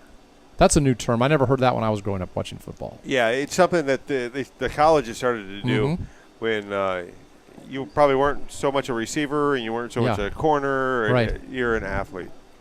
So the I don't ball. know if that means you're not very, your hands aren't that good. I don't know. I'm not sure. That's usually what they call corners. Right. Yeah.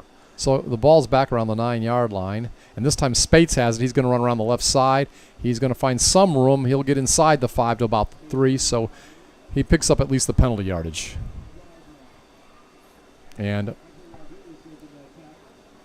it's going to be, what, 4th down, Jake, or are we 3rd down? No, we're at 3rd and about, 3? Yeah. So 3rd and 3 right now. Trying to see if Angel's still on the table, so Skagen's back, still in there. Skagen, I hope it's Skagen because we're calling him Skagen. Well, someone will correct us. Skagen. We'll learn the title. Split backfield. Cruz has it this time, and he spins around, and he is knocked. No, he gets in, all right. Cruz gets the 3 yards for the touchdown. So a nice job that time by Emiliano Cruz.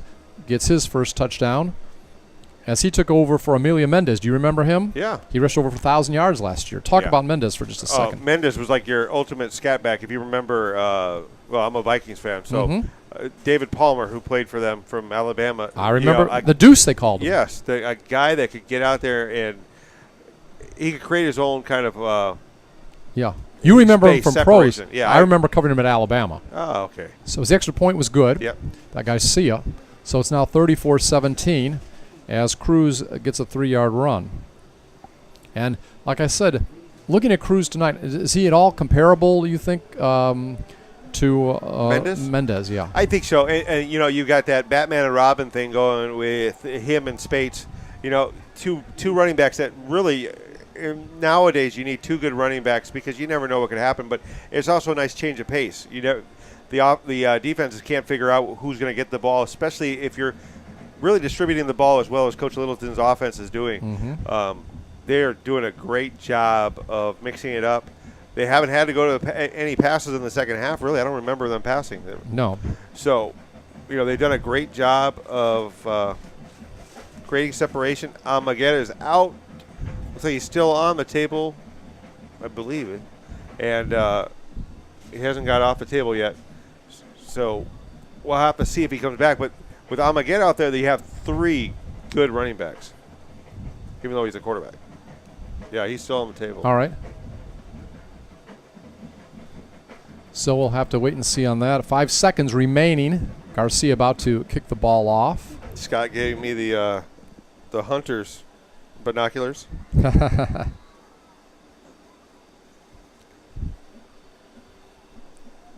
Among those going back right now, Michael Benavides. He's back there. Remember we told you that he rushed for over 500 yards. He's a solid running back. We haven't talked to him. I don't think he played that much earlier tonight. Yeah. At least I don't remember calling his name that much. Ball is kicked off. Brought up to about the 30-yard line. The Mustang defense has really come out to play in the second half, really limiting the yardage for Pioneer. And Rosales really hasn't found those lanes that he found in the first half. Jay Vieira, I believe, had that ball, an outside linebacker. So it'll be at the 30, 1st down and 10. And that is the end of the third quarter of play. It is the Mustangs leading the Diamondbacks 34-17. Jake, we got any other scores to look at right now or anything? Yep, I will give them to you all right. As I get them right now. Again, big college game tomorrow, Alabama, Florida State. Remember LSU playing Bunch BYU? Of guys not playing in What's that game, I hear. Really? Yeah. Discipline or?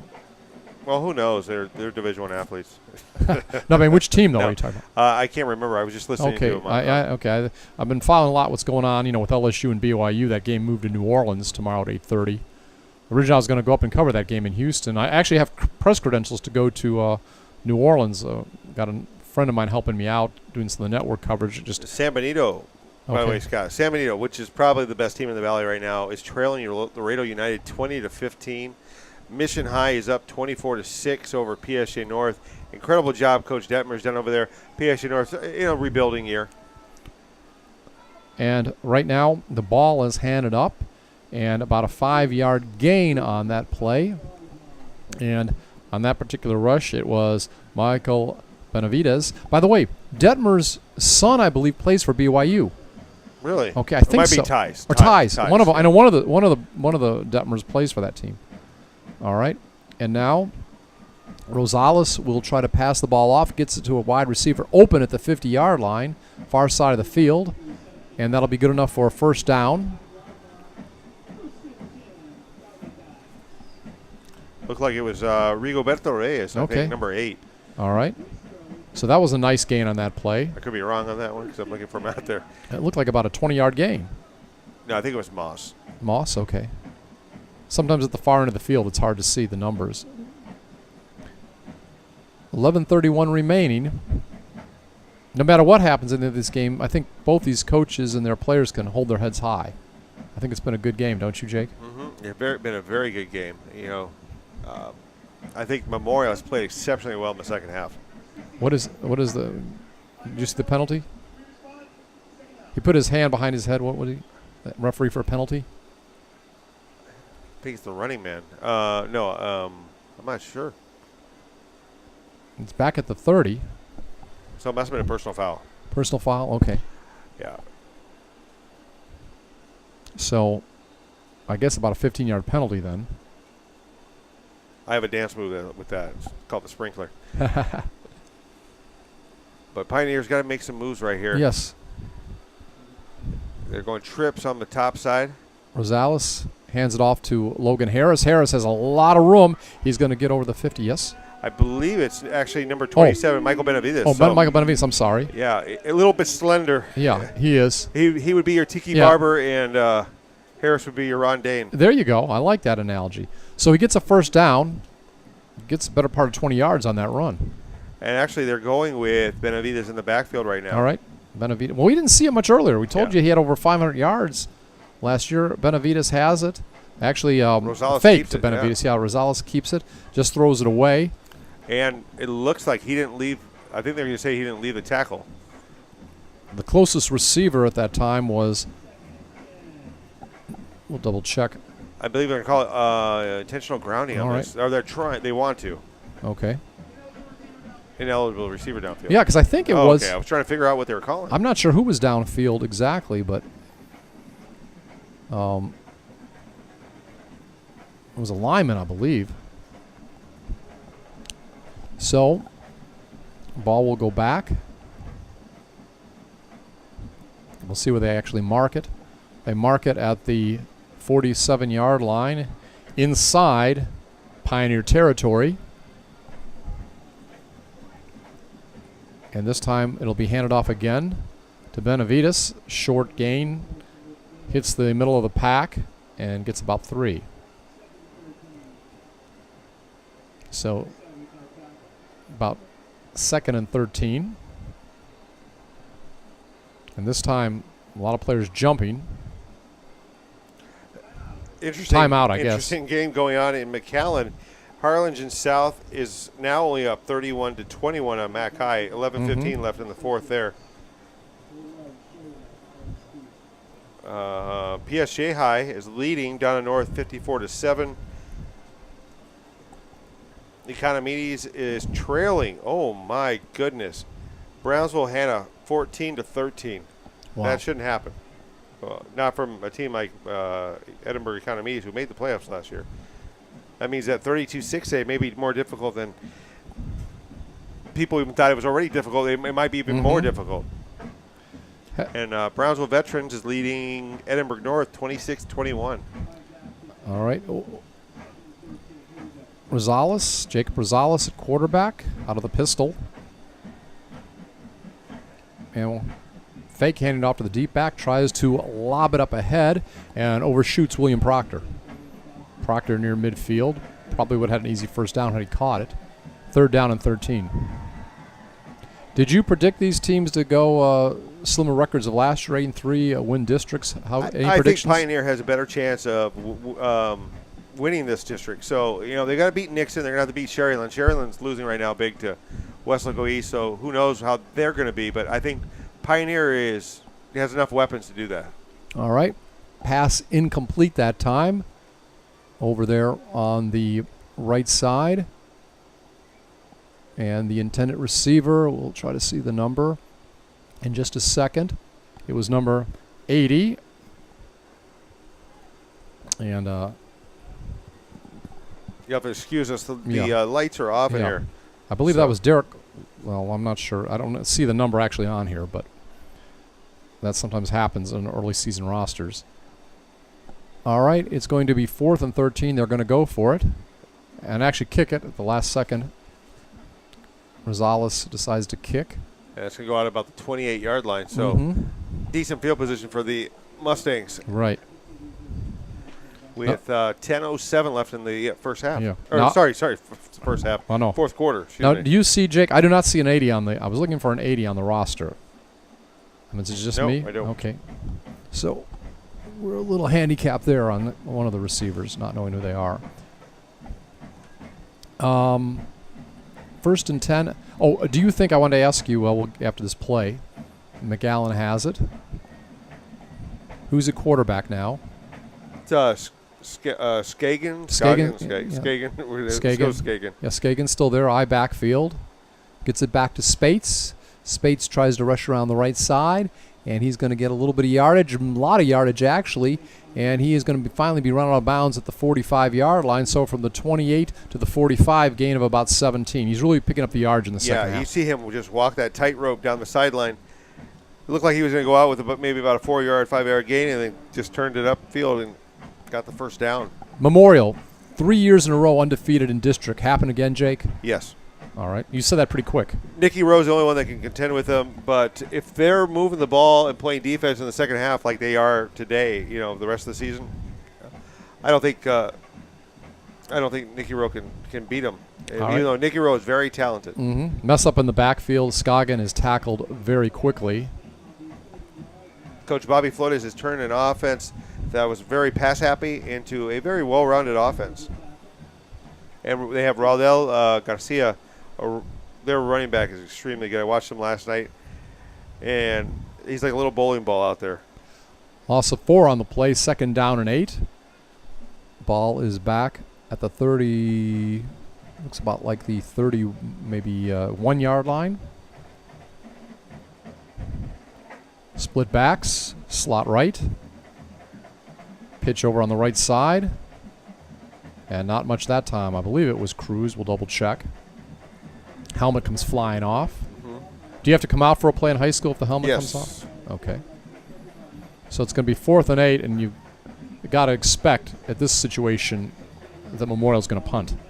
Yeah, especially right now. You don't want to give Pioneer any better field position than they've had in this game. But I got to say Memorial's played extremely well in the second half. And Garcia getting ready to punt the ball. And it looks like Angel is still on the trainer's table. Ball will come back to around the 41-yard line. And not too much of a gain that time. Looked like it might have been Jeffrey Aubin with it. 1st and 10.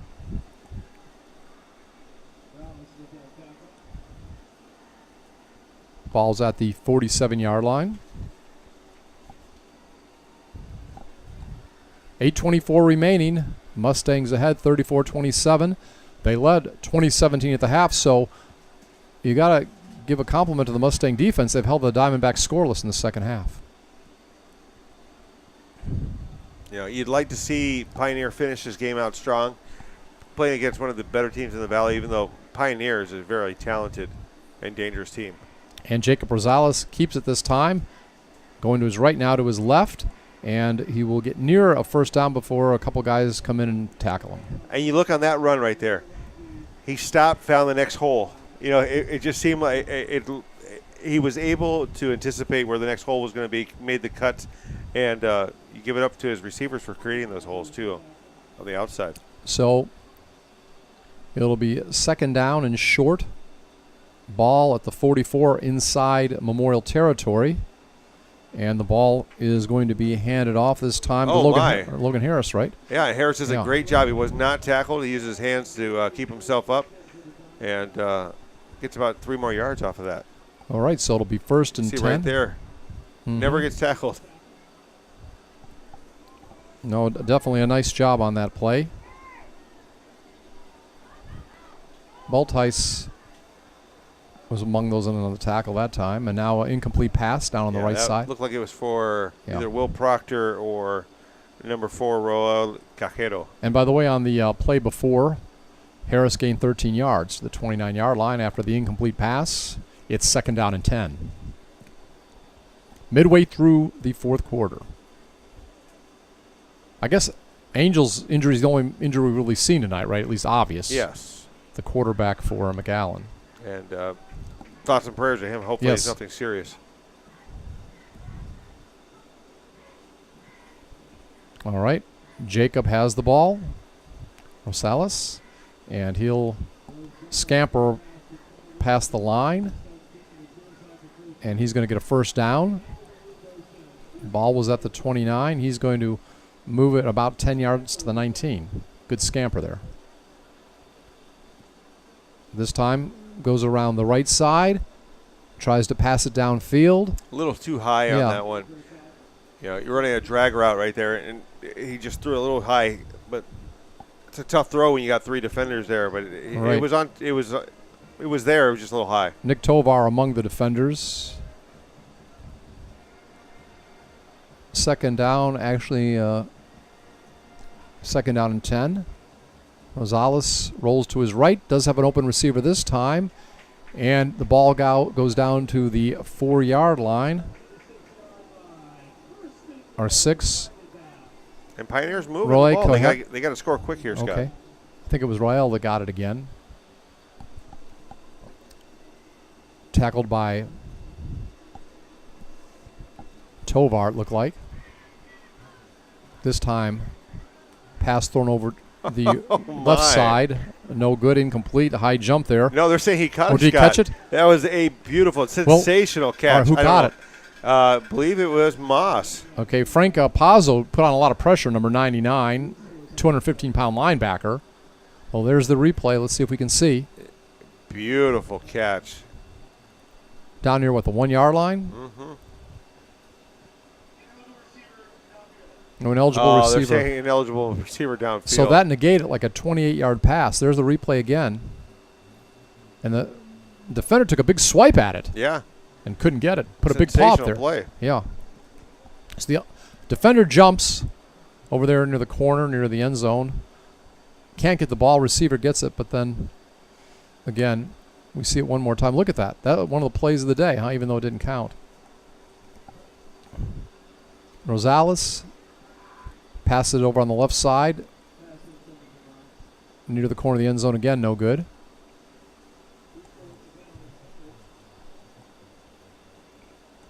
So it'll be 2nd down. 6:37 remaining here in regulation.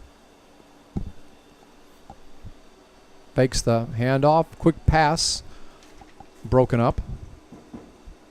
And that was Nathan Sanchez right there with the breakup. Right. Royal Cajero. Yeah, Cajero couldn't.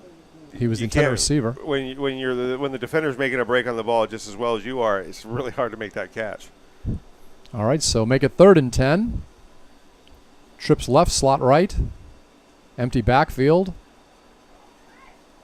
Passes off, open in the end zone and dropped.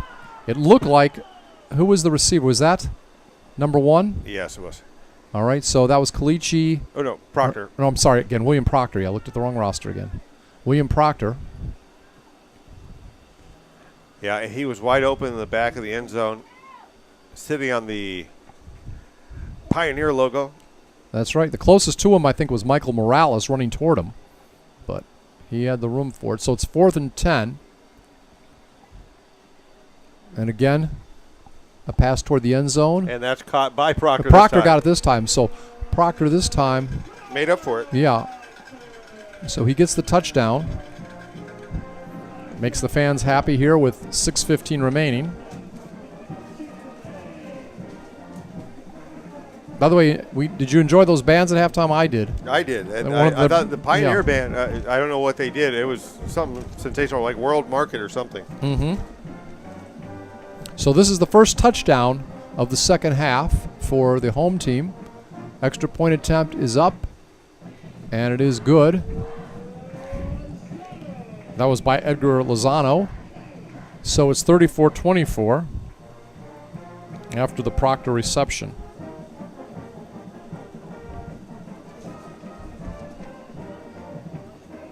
Do you do an onside kick now, Jake? 6:15 remaining. I think you got 2 timeouts. Yeah, you're gonna. Let's see what they do. They might have time. They've got 2 timeouts left. You'd like to see what your defense could do here if you could stop them, get the ball back, try to at least get a field goal. Yeah. But I'm very impressed though by both these teams because early season, a lot of the times you see the defense playing really well and the offense is not. But the offenses have played well. Memorial's defense really came to play in the second half. Although, you know who impressed me last night in college football? Indiana was only 3 points behind Ohio State at halftime. 17-14, of course, Ohio State pulled away. So they're another team that really came out there ready to go at the college level. And by the way, I have to say this, 956 Sports and Safeguard Insurance, Shelter Pros, and Martinez Furniture, we delivered our first big tractor trailer to Houston with goods and supplies. Oh, God bless you guys. For all the people out there. That's great. But if you want to, you can still donate to the RGB Food Bank, or you can bring it to Martinez Furniture. They got, I believe, 3 locations. You can go to Weslaco here. I'm not sure if they have one in Brownsville. I have to check, but you can go to their Facebook page to see that. But incredible generosity by the families and the people here in the Rio Grande Valley. Now, the Valley was spared, but again, Houston, what a mess even then. Oh, they're going offside, or onside, excuse me, offsides. Onsides. Yeah. All right. It will be Lozano with the onside kick. Gets to midfield. Fight for it. Ball is loose. We'll see who comes up with it. Looks like Memorial's come down with it. Yep. Memorial has it. That was a pretty good onside kick by Lozano. It was a very good one. Nick Tovada with the recovery there. And Memorial, all they got to do is 2 o'clock now. By the way, do you have a prediction tomorrow on Alabama, Florida State? I think Alabama.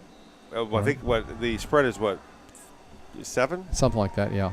So, yeah, I think Alabama covers. If I recall, both those men are originally coaches from West Virginia, Nick Saban and Jimbo Fisher. And, of course, Fisher, when I used to cover LSU, Jimbo at one time was a offensive coordinator for Saban at LSU. So spinning around is Cruz, and he is going to get a few yards, about 7 on that particular play, and is finally brought down by Josh Oliveras, the defensive back. So clock under 6 minutes and running. It's going to be second and about 3. Ball at the 43 inside the territory of the Pioneers. Got to get it down to the 40, or Pioneer, whatever you want to say. The Diamondbacks. I think they have D-backs on their uniforms, don't they? So it reminds me of Arizona, baseball team. Ball is pitched off this time. Couple yards. Still short of the first down. And they're loading the box right now because without Angel Almaguer out there, they're really going to take it to them. Yeah, Cruz that time, by the way. And Memorial, they just want to chew up clock anyways. So they're going to run down. They've got 26 seconds left on this play clock, and they're in no hurry to get going. Are you looking forward to NFL season? I days away? I am. Yeah. Ready to see the Cowboys not make the playoffs or choke in the playoffs. One of those two. You're going to be getting your emails. And once again, quarterback keeper. And ball will be right near the first down area.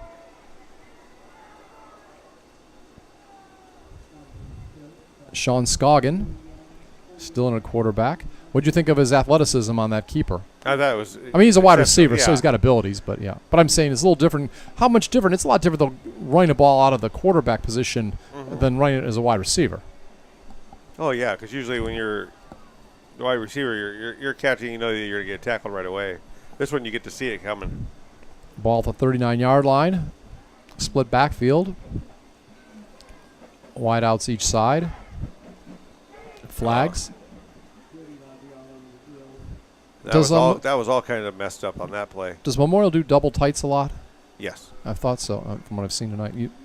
Well, that's the thing with McAllen Memorial. They can show you different things, but they're going to pretty much run the ball out of most of those sets. Mm-hmm. A couple years ago, they had DJ Johnson at receiver. He was about 6'4", 6'5", something like that. I'm probably wrong, 6'6", but the kid ran like a deer. And so having Trevor Spates there, they could throw over the top to him, and he'd get his 70-yard bombs really easy. A ball back after the penalty. 1st and 15 at the 44-yard line. Split backfield. Handoff this time to Spates, and Spates will get nothing. He tackled from behind on that play. And looking at it from up here, it appeared the tackle was made by Alonzo Ibarra. Big guy, big defensive lineman, number 90. So it'll still be 2nd down and 15. Clock moving down to 3:30. 10-point lead for the Mustangs over the Diamondbacks, 34-24. It's interesting. I guess both the teams in this Sherryland area are named after snakes. I just thought about it. Diamondbacks and Rattlers. There's a lot of snakes down here in South Texas. And this time, ball thrown over to the right side, and the ball will not get a first down, but they'll pick up about 10 yards down the right side, and it's Enrique Hurtado.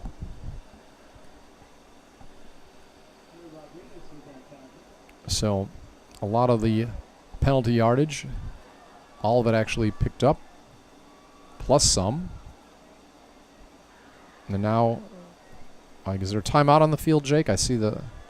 Looks like it. Yeah. Looks like... oh, no, there's a flag on the play. Okay. Personal foul, unnecessary roughness, going against the defense. So big break for Memorial. Could that be frustration at this point by the Diamondbacks? Yeah, I think so. But, I don't want to say that. Heat of the games, sometimes you keep it going a little too long after the whistle.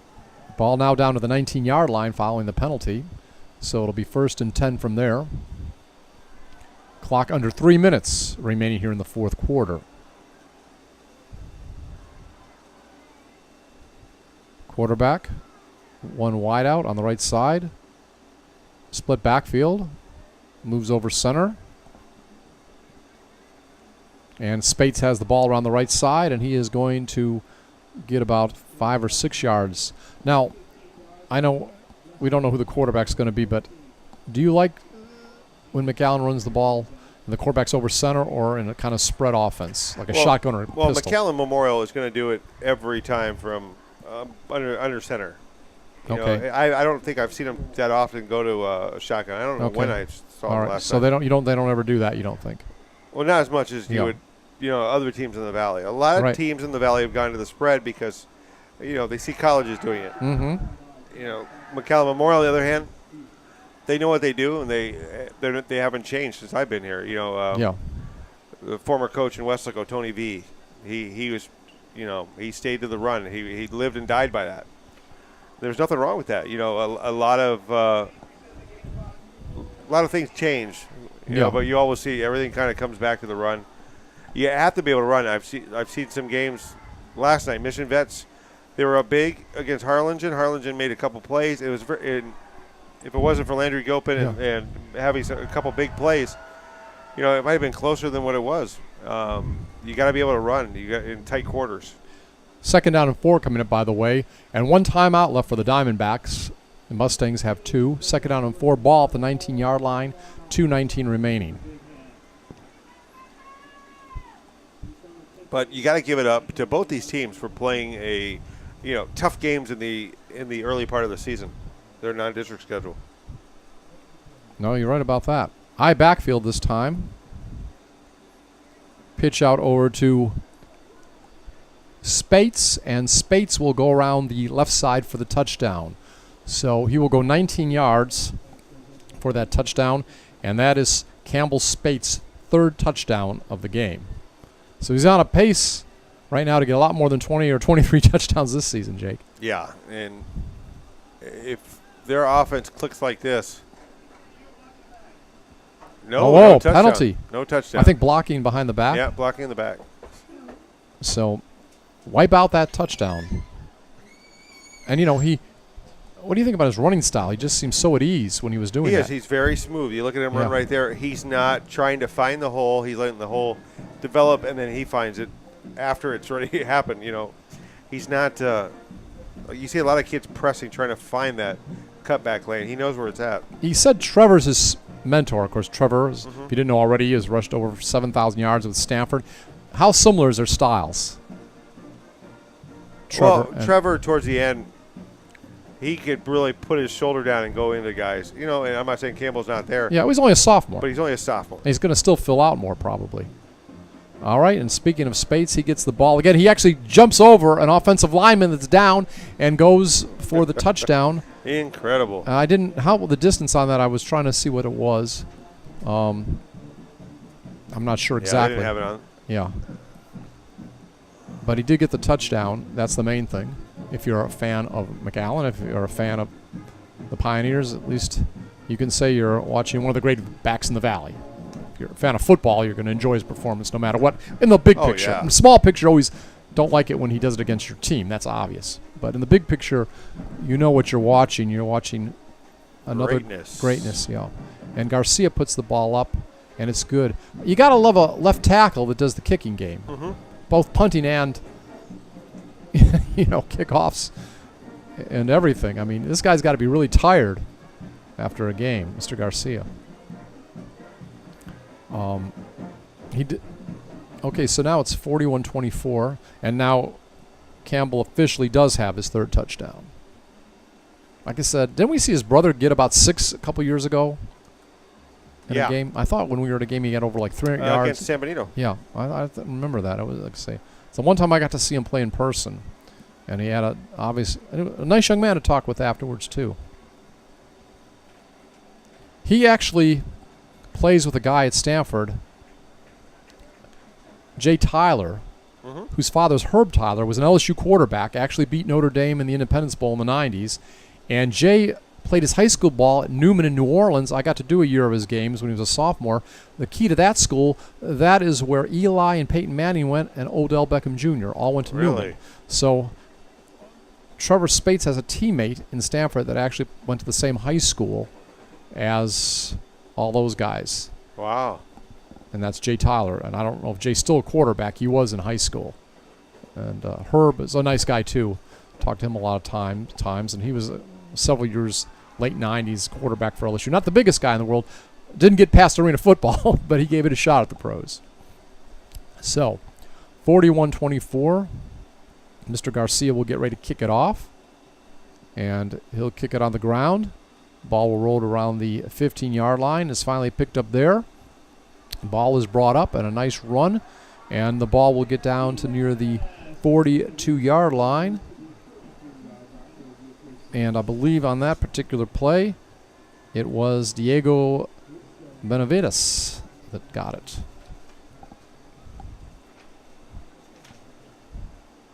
And I think the tackle might have been Nick Tovar. Roma and Palmview are tied up at 10 with minute 50 in their game.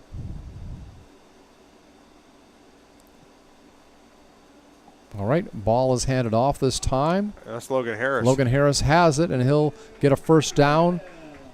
A nice run from about his own, 43 or so. About to the 37. And we just noticed a new quarterback, I believe, is in there. I believe it's Michael Morales. He'll finish up the game. Harris fumbles it this time, and it's picked up, I believe, by Memorial. What's that? It's by Memorial, so. Yeah, I believe, and again, the player jumped up real quick with it, but I think from this angle, it was Raul Garcia, defensive lineman. The ball kind of squirted out of the hands of Harris, and Raul was down there, and he just laid on the ball and got the turnover at the 35-yard line. 1:11 remaining. So we got to feel just going to run this clock out.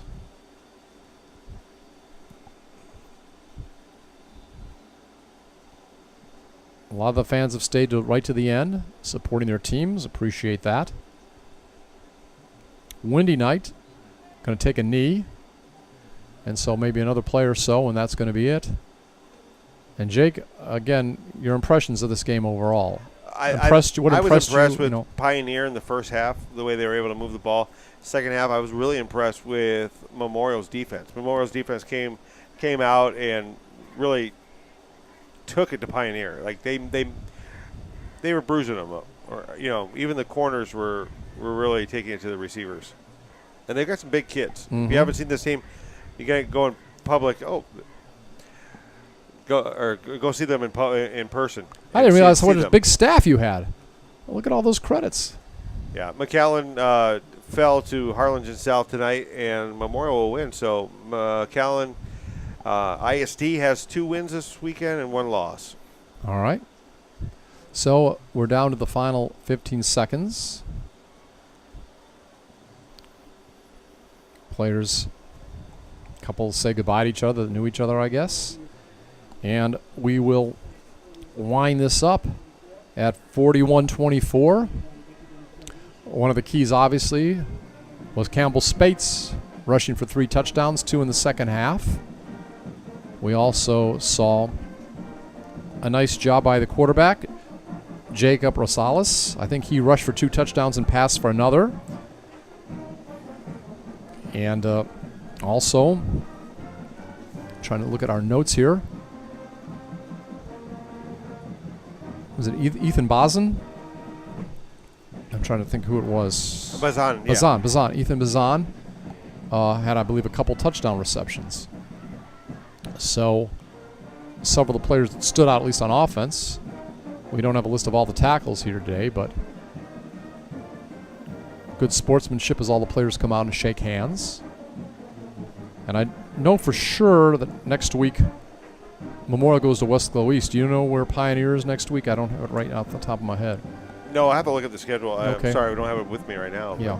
But all in all, I'm impressed by both teams. I think non-district game, crazy talented teams. I mean, a tough game, but it's nice to see them play a game like this early. Well, Jake, it was a pleasure working with you again. I enjoyed last year doing several high school games with you and also doing the Vipers. And it's good to see 956sports.com doing these games again, helping out both teams here in the Sharyland area, the Diamondbacks and the Rattlers. And I wish you much success with this, and hopefully we can do another game. I know I'll be with K-West next week doing some games with your buddy Carlos over there in Westlaco, including the Memorial game again. So, Jake, we're about to wrap this up. Any final comments? No, I appreciate you coming over here tonight, and best of luck next week, and best of luck to these 2 teams. All right, and maybe, like I said, maybe you have an open date. I can help you out some more.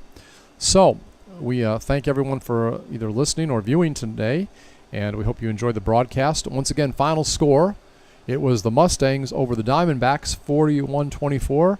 For Jake Berry, I'm Scott Harrison from Richard Thompson Stadium here in Mission, Texas, saying good night from 956sports.com.